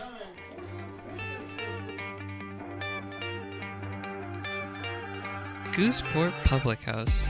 We have sports on 10 big screen TVs, 23 beer taps with classics and crafts, a full bar with creative craft mixed drinks, live music, and most importantly, great fresh food. In downtown Roseville off Vernon Street. Only 15 minutes from the ballpark. See ya at Gooseport. Old Town Pizza, a proud sponsor of your Potters baseball, will deliver you a slice that you won't soon forget. Come see why they've been voted the best of the best 12 straight years. Visit otpizza.net to get yours today. But don't take it from me. I think Old Town Pizza should be expanded through the state or even through the country because it's so delicious. Lincoln Potters Baseball. Placer County's best-kept secret is back for another exciting summer at historic McBean Stadium.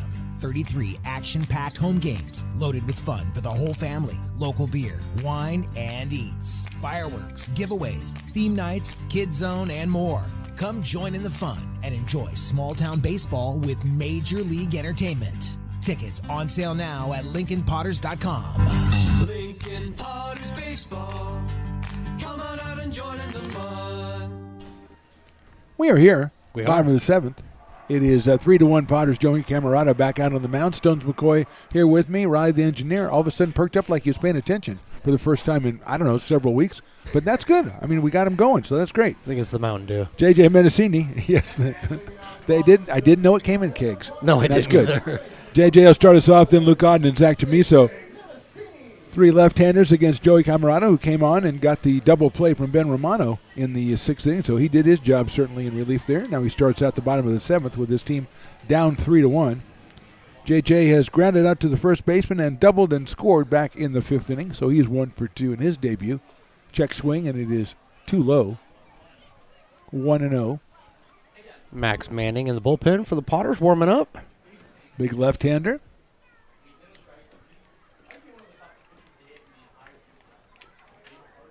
Out of the Metropolis, another Metropolis, Larkspur, California. Metropolis, I love it.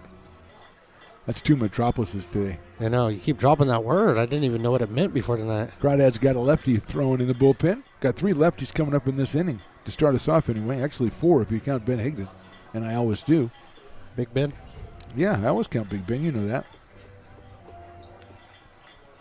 1-0 on JJ out of Menlo College. Swings and misses at that one at 90 from Camerata.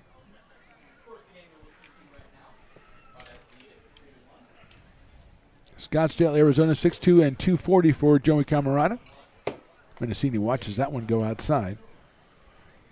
2-1 on JJ. I believe Ryan Delaney is out in the bullpen for the Walnut Creek Crawdads warming up right now. Out of Danville, California. Here's the 2-1. That is outside for a ball. Sometimes you watch umpires, though, and the way they straighten up, you know they're going to call a strike. And that was the straighten up, but he didn't get the call. That's why I want the balk guy. And by the way, Bruce, our balk guy, he is back. He is back. Yes. Yeah. Inside corner, call strike 2. I think 87% of the time that a fastball is inside and a guy jumps away from it, it's called a strike in summer ball. Well, yeah. I think so. Just don't jump. Just don't jump. It'll be a ball. That's fouled away by JJ. Kind of spoiling that one down low. 3 balls and 2 strikes. So Max Banning for the Potters. Ryan Delaney, a left-hander for the Walnut Creek Crawdads. Colin Riley, the ball boy for the Potters today. Always important to know who's doing that. That is down in the dirt. Nice at bat by J.J. Mendocini, and he'll go down to first base with nobody out. Second time he reached base. And here's Lou Godden, who is singled, struck out, and grounded to first. So did you ever give the line for Berggren at the end of I do not think I did.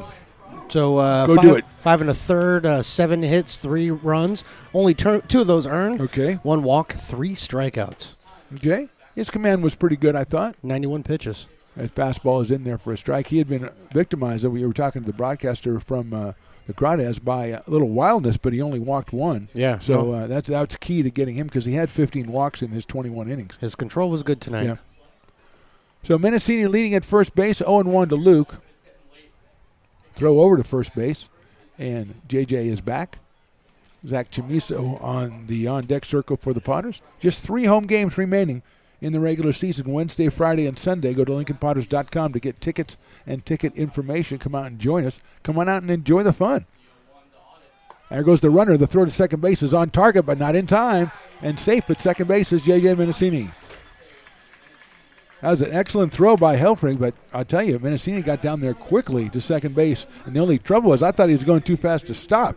I thought he was going to slide all the way out to left center field, and that would have been he would have been out. Plus, it would have been embarrassing. Well, JJ's initial lead wasn't all that much, so wasn't being held on necessarily by the pitcher. And his secondary lead, he just crept out there. He just took off. Here's Odd now with a 1-ball, 1-strike count, and now he's got a runner in scoring position. Obviously, a big run out there in this ball game. Luke takes high for a ball. 2 balls, 1 strike. Chamiso to follow. Potters have tomorrow off, and they take on the Mudcats down in Fairfield on Tuesday. Back here on Wednesday, 6:35. A little meeting at the mound with Joey Camerata, and then on Friday we said is Star Wars Day, right? Stones? Yes, Friday is Star Wars Day. You are promising Luke and Leia here. I'm going to promise that I'll be here. Okay, that's great. That's that's the same thing. Yeah, same thing. Yeah, I've seen you in your Leia outfit. It's really good. Don't tell people that. That was just between the family. That's right. You're right. That's my bad. That's my bad. I'm already in trouble, I forgot where I was. I'm so in trouble now. Can we talk about where your wife is tonight? We can. We can talk about where my wife is. She's at a place that I'm not a big fan of, but I'm a fan of there. I just don't. She's dropping coins. There's risk when you go there, and she's taking Mom with her, and that's a troublemaker. Welcome my side of the family to Thunder Valley. That's not a good combination. Not a chance. Meeting is over. 2 balls, 1 strike on Luke Godden. Takes a fastball inside corner for a strike. 2-2. 2 balls, 2 strikes. Mendocini out at second base. Corners moved back a little bit. They had been in case Luke wanted to drop one down. Takes that one for a ball. 2-2. Just a little bit low on that one. That makes it 3-2 on Luke. He has got a very good appreciation and recognition of the strike zone. At least it seems that way to us. You can never tell in the summer league, but he seems to be right more often than not. With that said, 3 balls, 2 strikes. hit high in the air to left center field. Moving over is DeRoff. He's going to be perfect position to make the catch in medium deep left center field for the first down. So as you mentioned earlier, Stones, a little breeze out there today, maybe uncharacteristic, but kind of knocking balls down once in a while. Yeah, there's not actually. It's kind of still just blowing very quietly towards us, but it doesn't take much to knock a ball down out of that sky. So 1 out, and here's Zach Jamiso. He's hit into a fielder's choice, struck out and walked. He was thrown out at the plate on the Higdon double back in the fifth inning, and a very exciting play.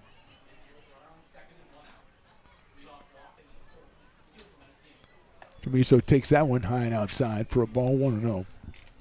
The great Trey Furry walking in front of us. I saw Trey give you the eye. The greatest ever walking behind us. Gave you the eye. Mr. Ryan Stevens, the greatest in the business. Oh, yeah, he's got a new draft choice, too. There you go, yeah. That's my girl right there. That's a number 1 draft choice right there. Jamiso check swing, nicely done. Ball inside, rolls away from Helfrich, but he manages to corral it before anybody can advance. So 2-0 on Zach Ben Higdon on deck. Something tells me Ryan Stevens likes you. Maybe. He brought you a little gift. He possibly did, yeah. Tried to drop his kid off and take off, and I said, no, I will not take No, I'll that. take the gift, though. No, I will take the rest of it, yes. Here's the 2-0. Zach fouls it out of play.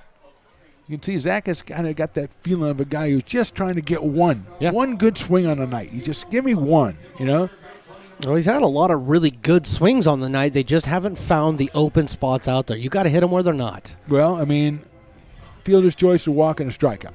Well, fielder's choice, he hit the ball, didn't he? He definitely did. Okay, then. At least today you never know because I got guys being sent back to phantom bases. I got things happening that I don't know what happens.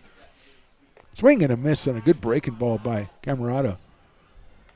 2-2. Mendocini trying to get a little bit of a jump out there at second base. He walked, stole second. Auden flew out to left field. And now it's 2-2 on Zach Jamiso.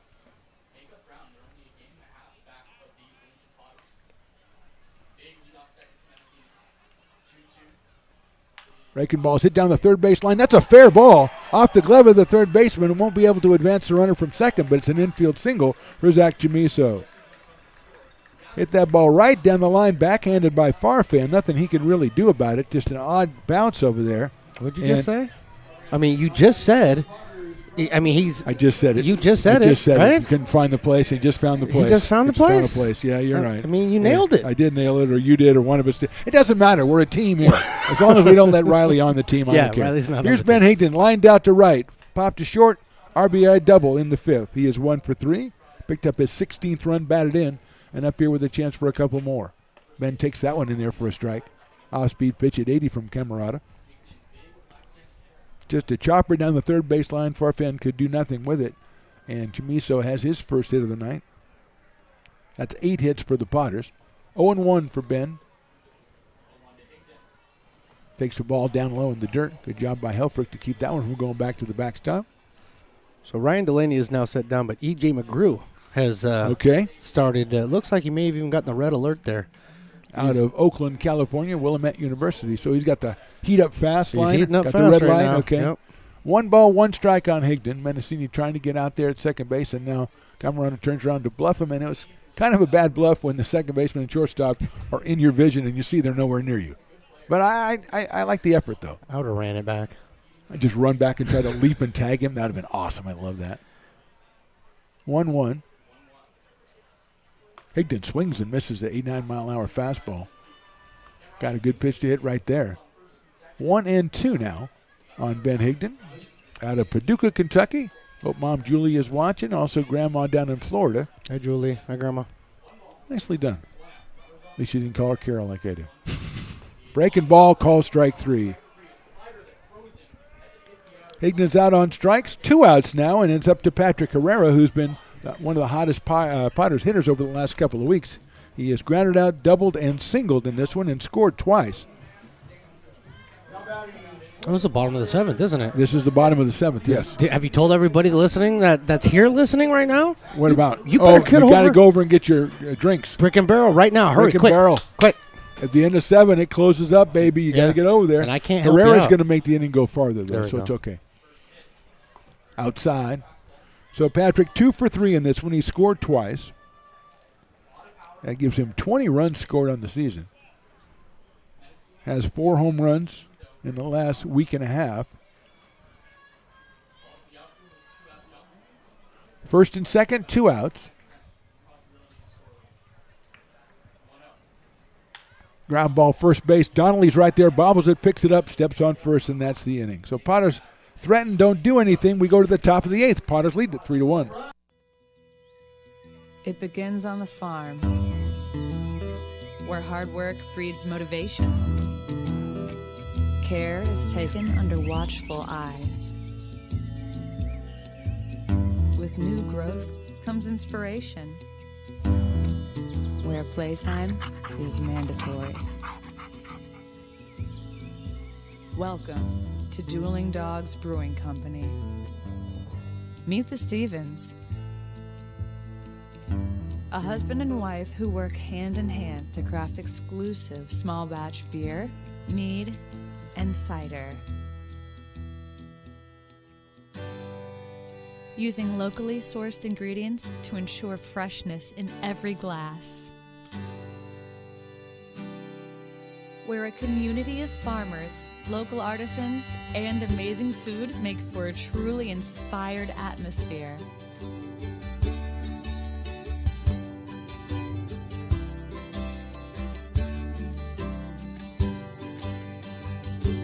At the end of the day, we know the value of hard work. The families it unites, it's in the pride we take, the stories we tell, and the best friends who are cherished. Dueling Dogs Brewing Company. Lincoln Potters Baseball. Come on out and join in the fun. Top of the 8th, Potters lead at 3-1. Mark the Phantom Low here with Stones McCoy. Arthur Steinkamp out on the mound again for the Potters. And Stones, you tell me it's time for This Day in Potters History, Part 3? Part 3. My gosh. This is the last one I got for you. Okay. This one's a good one, and I think you might actually enjoy it. I know I did. Okay. This time last year, almost pretty close to the actual time. Oh, boy. I got my first Gatorade bath as a coach for the Lincoln Potters. Oh, boy. So, I mean, that was a big one. That was a great night. I remember that day. Do you still have the pictures and stuff? I still have the pictures. Awesome. Against this team that we're playing right now. And why were you coaching that game? I forget. Because Ryan Stevens had to make good on a bet with me. Brian DeRoff, the first hitter, followed by Ryan Brome and Tyson Pointer. 2, 3, and 4 against Steinkamp, who came on to end the 5th inning and made it through the 6th and the 7th. And here we are in the 8th. That is a fastball. That's outside for a ball. Oh, I forgot then. You were the coach. That's right. Yeah. You got there. You got the dub. I got the dub, yeah. and you got the drub. Yeah, I got the drub. Yeah, got the dub and the drub. David had a stolen base for me. I mean, things were good. It's hit sharply but foul down the third base line, 2-1. Well, the guys went out there and they performed for you, obviously. They really did. Yeah, they did. I mean, and they told me after the game, they said, if you weren't out here, we probably wouldn't have played this well. Probably not. They'd probably refuse to play at all. Yeah, maybe. Yeah. You know, so. You're the meaning in my life. You're the inspiration. That's all I have to say. I love you. That's outside, ball 3. 3 balls and 1 strike. Steinkamp, no walks, no strikeouts so far, as he came on to retire Braum the last out of the 5th inning and pitched the 6th and the 7th. Has given up 2 hits in the game. Swing and a miss. I would say an off-speed pitch, but I'm not really sure. And it's 3-2 because I don't know what his speed is. So if you go off-speed, I don't know what the speed is. I think his fastball is 77. Reminds me of the great Ian Miller. Remember Houdini? Oh, Ian. Oh, yes, Mr. Miller. So we got Houdini. We got the professor. We're working it. Yes. I like 3-2. Big chopper, going to be a tough play from Mendocini at third base, makes the catch, throws to first. What a nice play by J.J. Mendocini over at third for the Potters. The new guy looking good. He's the new kid in town, as we call him. He is. And he made an excellent play right there on a tough ground ball. He had to catch it. First play to catch it wasn't that easy. Then he ended up throwing the run. New kid in town, but veteran play right there, getting that across. I mean, catching it on the fly the way he did. Beautiful throw. And then, of course, you got the Zach of all trades over there picking that ball. Zach of all trades. Yep, there you go. The new kid in town to Zach of all trades. There's your combination. 1 out, and here's Ryan Brome. He has walked, line to right, and grounded to second. Fastball just a little bit inside. He was the first batter that Arthur Steinkamp faced back in the 5th inning and hit that ground ball out to Patrick Herrera for the 3rd out of the 5th. Lines that one to right field. Coming on is Johnson, still coming on, leans down, makes the catch on the run. What a nice play. A lot of times we're saying that, Stones. What a nice play by the Potters fielders. Absolutely. That was a knuckleball if I ever saw one. Dead duck out there maybe. Yep. And shoelace top catch. Beautiful play by Johnson. Johnson and Wright and Menacini, the new kids in town, making good defensive plays. 2 outs, and here's Pointer, who has singled twice and struck out. That's outside. Tyson struck out looking in the 1st, but then came back with a single in the 4th and a single in the 6th. Steinkamp from the stretch. Grounded ball out towards second base. Herrera's going to have a tough play. Makes it, throws to first. Termiso, did he stay on the bag? Yes, he did. Another good play by 2 more Potters. 1, 2, 3 in the 8th. We go to the bottom of the 8th. Potters with a 3-1 lead.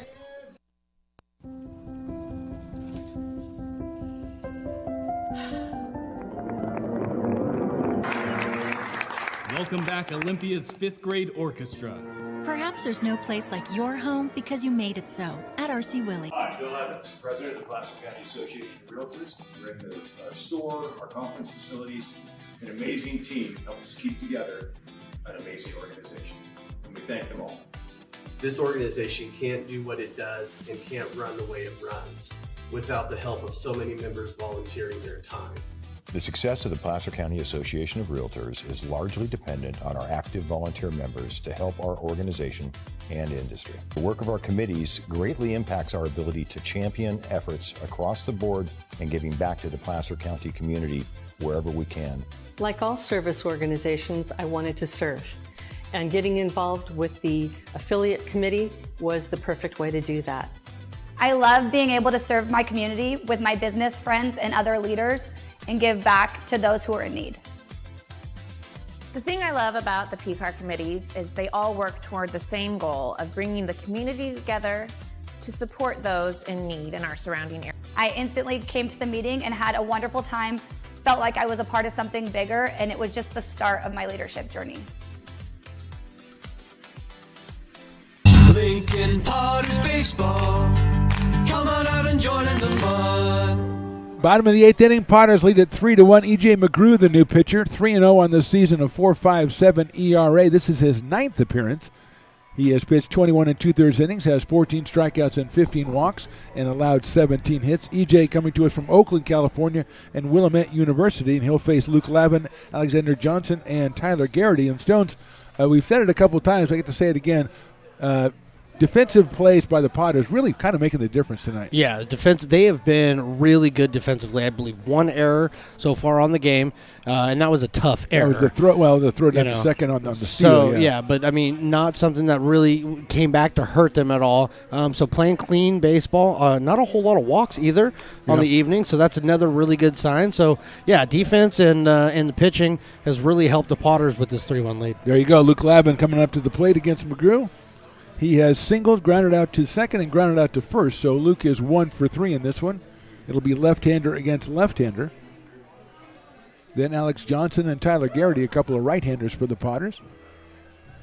So we have activity. We had Max Manning for a while in the Potters bullpen. We have another guy up and throwing now. And that is Vincent Ciccolello, the right-hander. So here's Lavin. And there comes the ball right across the field right after the pitch was, I think it was high.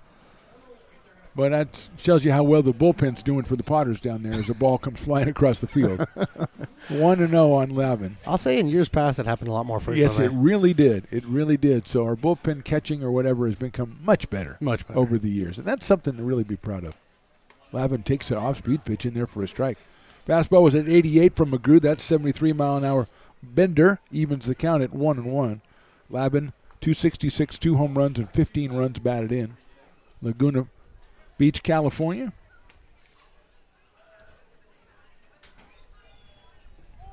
You made a good point, Stones, as far as the battery with Torrin O'Haron on the mound and Luke behind the plate. That's a battery that maybe Stanford fans, maybe in 2 years, might be seeing. That's what I was talking about, you know, giving them something to look forward to.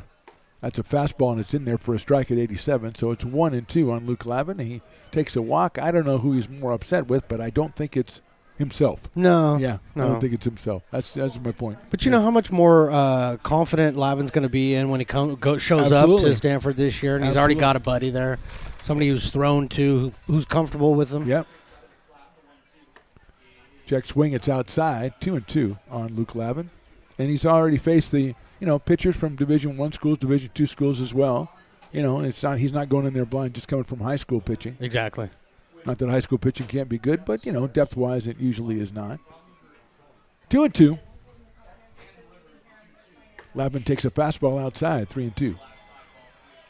So it's been 5 pitches, and I think somebody's disagreed with each call each time. So we've had 5 disgruntled people, but it's been a different guy, 3-2 on one side. Yeah, that's okay, though. Let them all be upset. That's baseball, so there you go. Let them all be upset. Breaking ball in there, call strike 3, and that was a beautiful pitch. And Lavin had no chance at that one, so he is down on strikes, and here's Alex Johnson, the right fielder. Is singled back in the second, reached on an error in the fourth, and popped to third. He tried a bunt back in the sixth and popped it up, and a great play by Max Barfan. Alex also a couple of excellent plays out in right field today for the Potters. He steps in here with 1 out. Tyler Garrity to follow.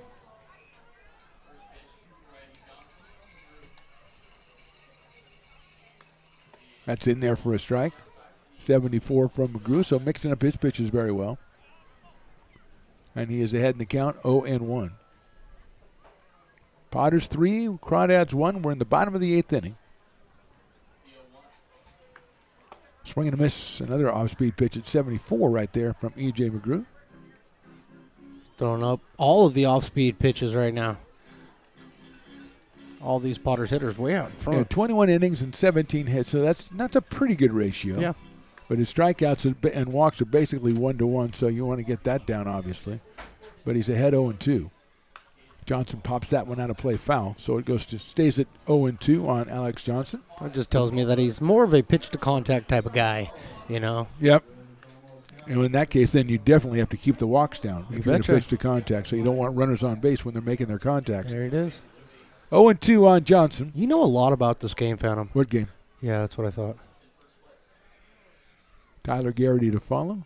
That is outside for a ball. Good location for a waste pitch right there. But Johnson watched it all the way in the catcher's glove. Yeah, that's one thing coaches love to say. Watch it all the way in the catcher's glove. At 75 miles an hour, I can do that. Okay, I can do that now, but if he throws any harder, I'm going to have a lot of trouble. Swinging a foul ball into the catcher's glove. Speaking of the catcher's glove, and he holds on for the strikeout. So 2 outs here in the 8th, and Tyler Garrity coming to the plate. Tyler struck out in the 2nd, flied out to right in the 4th, but an RBI single and a big one in the 6th inning that gave the Potters their 3rd run. So Tyler is 1 for 3 in this one.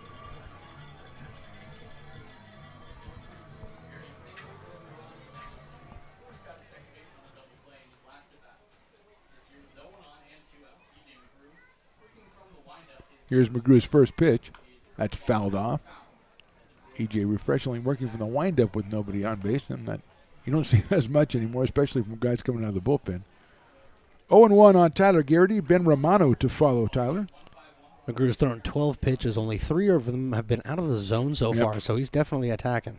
75% efficiency rate. Pretty good with a guy with, like we said, a 1-1 walk to strikeout. That's hit sharply to the right of shortstop, and it's into left field for a base hit. So Garrity gets his 2nd hit of the day. He's going for 2. The throw, he is out at second base. Give him a single. Thought he got a single. He's trying to get a double. Thought he was going to take it, but the left fielder Duroff threw it into second, and the tag is made, and Garrity is out. So the Potters get hit. They leave nobody. We go to the top of the 9th. Potters 3, Crawdads 1. Have you ever wondered, what is CMN? I thought so. Let me help. CMN stands for Children's Miracle Network, a non-profit organization that raises money for children's hospitals. Locally, UC Davis Children's Hospital is your CMN hospital, the only one in our area. It is a nationally ranked comprehensive children's hospital that provides the highest quality of care to pediatric patients like me. How is this level of care possible? With help from CMN donations. CMN teamed with corporate partners and community donors to fundraise for things like equipment, research, and patient care. All money raised locally during campaigns like this stays local to support children treated at UC Davis Children's Hospital. Sick and injured kids can't wait to get the care they need. And thanks to generous donors, partners, and fundraisers like you, we don't have to. Please give wherever you see the Miracle Balloon, and thank you for supporting CMN at UC Davis. Lincoln Potters Baseball. Come on out and join in the fun. Vincent Ciccolello is the new pitcher for the Potters out of Simi Valley, California. UC Riverside, making his, let's call it his 6th appearance of the season, 4 2/3 innings, 6 strikeouts, 2 walks, 7 hits. He's got an ERA of 7.71. He does have a save for the Potters, and he will face Joey Donnelly, Max Farfan, and Cole Fellows for the Walnut Creek Crawdads here in the top of the 9th. Potters trying to get their first home win since July the 6th, Jones McCoy, and they're going to put it on the shoulders of young Vincent Ciccolello to try to bring it home for him. Oh, and Willie, he's doing his best over here. He really is doing his best. He's getting all the cowbells. He's getting everybody involved. He's playing the Pump It Up music, but yet it's been so long the guys forgot to grab their chairs and start pumping it up. Oh, my gosh. 3 2/3 innings for Arthur Steinkamp. The professor was pretty good. 2 hits, and that's about it right there. So well done by him. Well done by Torrin O'Haron to start us off. He went 4 2/3, 3 hits and a run for the Potters. So far, so good. And here's Donnelly, who struck out, grounded out, and into a double play. Swing and a miss. Fastball at 91 from Vincent Ciccolello. Talked about him with Brock Raggett earlier in the season, and he was really high on this young guy. Coming out of the pen at just 5'9", but with a big fastball. Here's the 0-1 coming up. Fastball on the outside corner. Call it strike 2. And you can call it strike 2, but Joey Donnelly's not going to agree with you. 0-2. 3 home runs on the summer for Joey out of Alamo, California.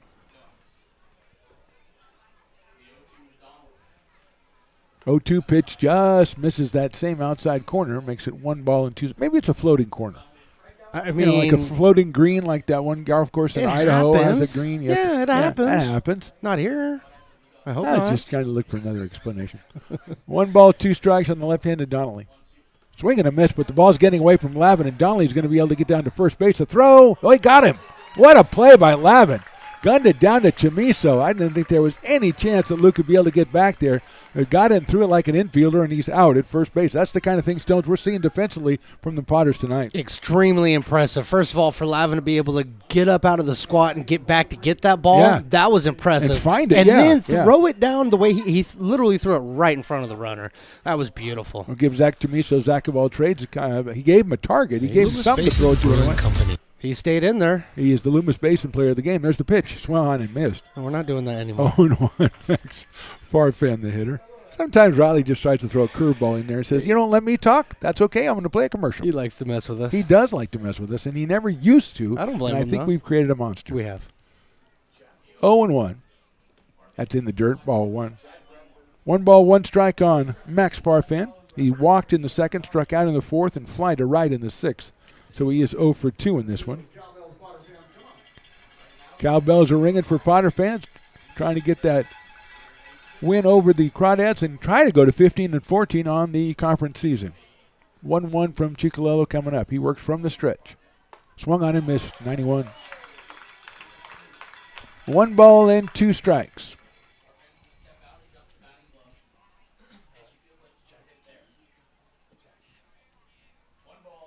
One and 2 now on a Farfan. Right-hander against right-hander. Max at 256. Check swing. No, it's in there. Call strike 3. Off-speed pitch by Ciccolello. 2 at batters, 2 strikeouts. Cole Fellows, the hitter. He singled, struck out, and doubled. So Cole is 2 for 3 in this one.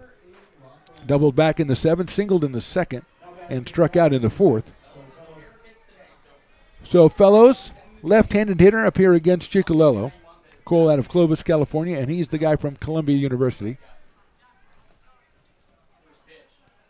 Swing and a miss on the first one. Gets away from Lavin. 0-1. Nice breaking ball there. I mean, he'd been powering that fastball in there. That breaking ball had him way out in front. Yeah, whoever called the off-speed pitch on the first pitch probably made a pretty darn good call right there because I think Cole Fellows is up there looking for something hard. Yeah. 0-1. Fastball misses outside at 90 from Cicolello. 1 ball and 1 strike. I think Vincent and I have a lot in common because you're both short. We're both 5'9", and we both pitch. And you both throw really hard. No, he throws a lot harder than I okay, did. well, I thought you were going for that too. I want swing and a miss. Another off-speed pitch. Stones on that one. To your point, 83, 1-2. He's mixing it up really, really well right now. Yeah, once you establish, as you know, the big fastball, then you can do a lot of stuff as long as you can throw it for strikes. You can do a lot of stuff with your off speeds. Hey, wait a minute. Do we have a last strike guy out there? Last strike guy's out there. Oh, my gosh, the new guy. He is in it. He's doing a great job. Let's go, Jack. Let's go. 1-2. Here's the pitch by Vincent Cicolello. Fellow swings and pops it up towards second. Herrera on a hop. It's going to be a tough play. He's not going to be able to make it. Nothing can be done on that one as Fellows gets his 3rd hit of the game. And he is on, and that brings a potential tying run at the plate. Ryder Helfrich is the hitter. Just a squibber, and Herrera tried to get to it, couldn't do it on a hop. It doesn't matter because Fellows is in there. We're going to have a pinch hitter here, I think. Number 5. Number 5, that is going to be Matt King, who is the usual shortstop for Walnut Creek. He'll come on to bat for Helfrich here in the 9th inning with Fellows at first base. 354 average on the year 354 with, I believe, a pair of home runs for Matt King. Actually, and 20 runs batted in. So he is the usual shortstop. That's a little blooper out into left center. That's going to fall in for a base hit. And covered it. Garrity, he bobbles it a little bit, but the runners are not going to try to advance. So King comes up, gets the base hit, and that'll bring up Charlie Welch, the shortstop. Grounded out, struck out, and flied to right. So he is 0 for 3. So tying run on first base for the Crawdads. And here is Charlie Welch from Green Bay, California, and College of San Mateo. 0 for 3 so far in this one, 4 for 14 on the summer. Cicolello to the plate. It is in the dirt. Nice block by Luke Lavin. Keep the runners at first and second. You don't want those runners getting into, the second runner at least getting into scoring position. 1-0. And on deck, the dangerous Ryan Ellis in the top of the order for the Crawdads. Yeah, Fellows out there at second base. He doesn't matter at this point. It's King over King over at first, exactly. Fastball in there for a strike. 1-1. That one 91 by Vincent Cicolello. Just got to take the deep breath out there and know what you're going to do with the ball when it's hit to you, right, Stones? You betcha. You got to be thinking about that stuff pre-pitch every time. Absolutely. Absolutely. Welch steps in there. Slightly open stance from the right side for Charlie. 5'11", 180. Breaking ball is in there. Strike 2. Beautiful pitch. 1-2.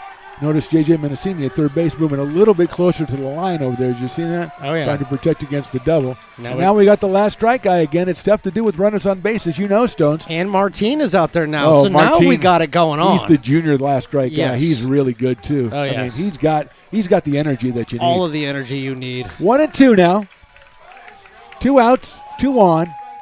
And Cicolello's going to get the excitement building. See, that's when you're a last strike guy, you use that to build the excitement. That's what you do. That's exactly. There he goes. Now we're talking. Oh, Martin is doing the job. And we're going to have a meeting at the mound with Brock Raggets coming out to talk to Cicolello, which is not usual when you have 1 and 2 with 2 outs. Yeah, but there was an issue there, and I'm going to bring it up. Luke Lavin had flashed a couple of signs there, and Cicolello, he shook him off. Uh-huh. And at this stage of the game, you should be on the same page. So I'm glad they called this timeout because you want to make sure you're doing the exact same thing as your counterpart. And in this case, you're definitely refocusing when you go out there because 100%. That's exactly what you're doing it for, so you're on the same page. Well done, Stones. Here's Cicolello now. 1 ball and 2 strikes. The crowd is up. The crowd has been tremendous tonight. They've been tremendous all summer long. Here's the 1-2 pitch to Charlie Welch. It's hit ground ball over towards shortstop. Got it over to first. By a step, that's the ball game. Luke on to first, and that is the ball game. Welch is out by a step, and the Potters win this one 3-1. Great job by Vincent Cicolello to get the save. 2 hits in the inning, but no runs. Potters, final score, Potters win it 3-1. We're going to have our post-game show right after this. We're going to get our player of the game and talk about it with Stones McCoy right after this on the Stones Radio Networks. Have you ever wondered, what is CMN? I thought so. Let me help. CMN stands for Children's Miracle Network, a non-profit organization that raises money for children's hospitals. Locally, UC Davis Children's Hospital is your CMN hospital, the only one in our area. It is a nationally ranked comprehensive children's hospital that provides the highest quality of care to pediatric patients like me. How is this level of care possible? With help from CMN donations. CMN teamed with corporate partners and community donors to fundraise for things like equipment, research, and patient care. All money raised locally during campaigns like this stays local to support children treated at UC Davis Children's Hospital. Sick and injured kids can't wait to get the care they need. And thanks to generous donors, partners, and fundraisers like you, we don't have to. Please give wherever you see the Miracle Balloon, and thank you for supporting CMN at UC Davis.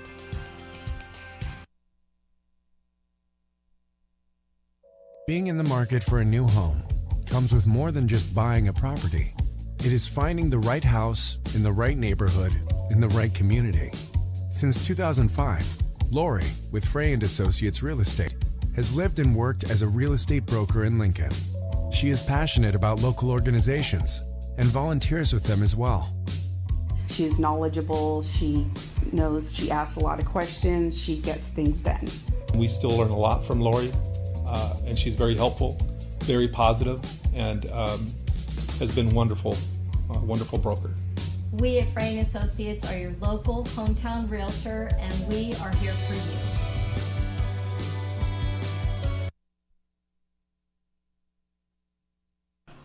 Welcome into our post-game show. Our player of the game tonight is starting pitcher Torn. The Potters Player of the Game, presented by Peak Turkey, a convenient, healthy paleo and keto-friendly snack ready for you to enjoy. Visit peakpastramijerky.com. Finally, I can welcome our player of the game, Torrin O'Hara. Torrin, thanks for waiting. Congratulations, man. Thank you. Appreciate it. Fantastic game. Now, you guys came back with kind of the miracle comeback in the game yesterday, so how nice is it for you to come out and the day after that happens and shut down the Crawdads? Yeah, it's always nice to have your team get a big win the day before and makes your job a little easier the next day, knowing that they were able to get done the day before. So, yeah.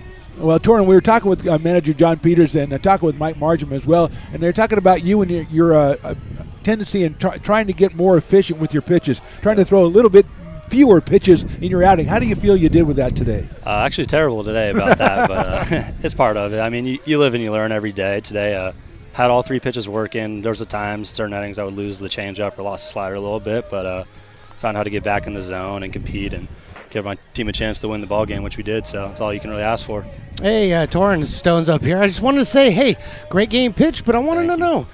You got a new kid coming into Stanford, going to join you, Luke Lavin. He was behind the dish tonight. How was it and how is it throwing to a guy that you know you're going to see? For sure. He's a great dude. I love the kid already. But, I mean, he's going to be a freshman. He's going to have things he's going to need to work on. But he's very talented. You can already see why he's going there. Great arm. Going to be able to pick it with the glove at some point and can really swing it, I think. And then once the strength comes and develops, he'll start hitting more and more homers, which I think he's going to help us big time down the road. Nice. Torrin, one more and I'll let you go ahead and celebrate with your teammates. Usually when we're talking to a guy in the early season, we ask him what their goals are for the season. We're on the other side of the season now. So how do you feel you did with what you wanted to get accomplished this summer?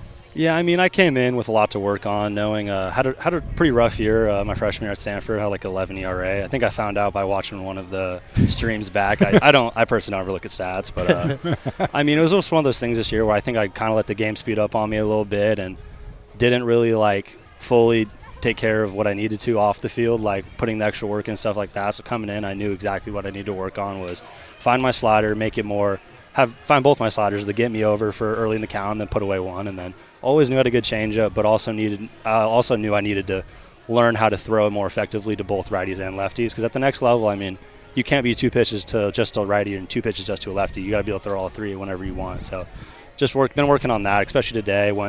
Just switched up my my sequences literally every inning. Like started off the game going fastballs aways and then sliders to righties and then changeups to lefties. And next time around, I literally completely flipped it: fastballs in, changeups to righties, and fastballs into lefties, sliders to lefties. So.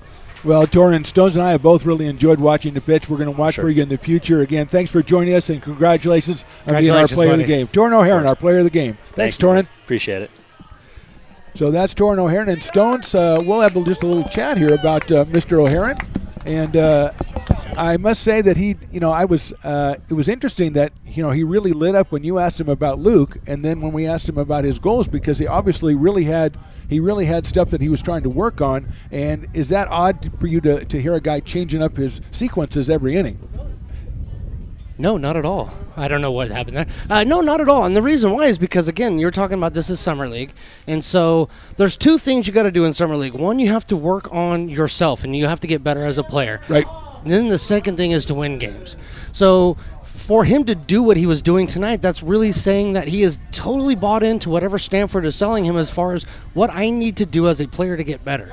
And so he utilized all of those things that they talked to him about, and he tried it differently every inning. That's exactly what it's called, process of elimination. Sometimes you just got to figure out what combination works best for you. And sometimes it's called maturity as well. Well, we can't leave without obviously citing Arthur Steinkamp, who was fantastic tonight and has been. And also, Stones, we can't get them all up here, but the Potters' defense would have been my runner-up for player of the game because they weren't all sensational plays, but they were all some very difficult plays, and they handled their routine plays. I just thought maybe defensively this might have been our best game of the season. I think by far it was the best game of the season. I mean, again, we go back, one error on this game tonight, and that's on a throw. And that's on a throw. And if I had to put out two other players of the games, it's going to be Zach Chamizo and Luke Lavin. I mean, the way and Patrick Carrera, Don't forget our guy. I mean, so I guess you could pretty much give MVP to the infield. Bring them all in there. That's what I'm saying. Absolutely. So the Potters get the win tonight, 3-1. A big one over the Crawdads after coming from behind and winning that one yesterday, and the huge finally defending our home court, so to speak. Wow, it's been a long time. It's been a minute. It's been like almost 17 days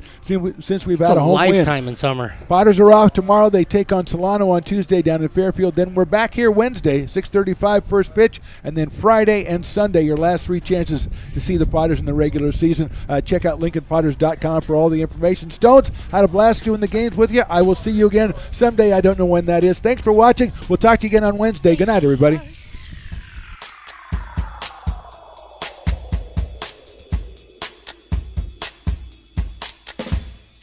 I think we're ready to rock.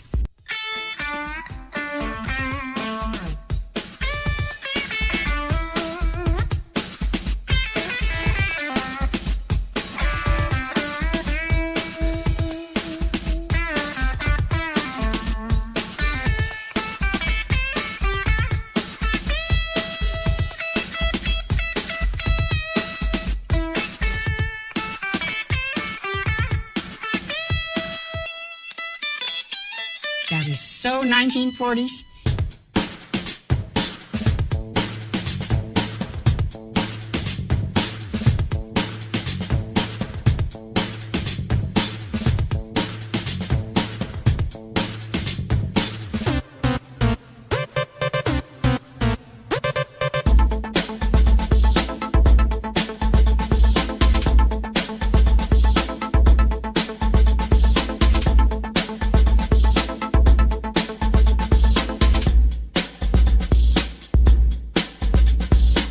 Spitting, scratching, spraying, and spinning.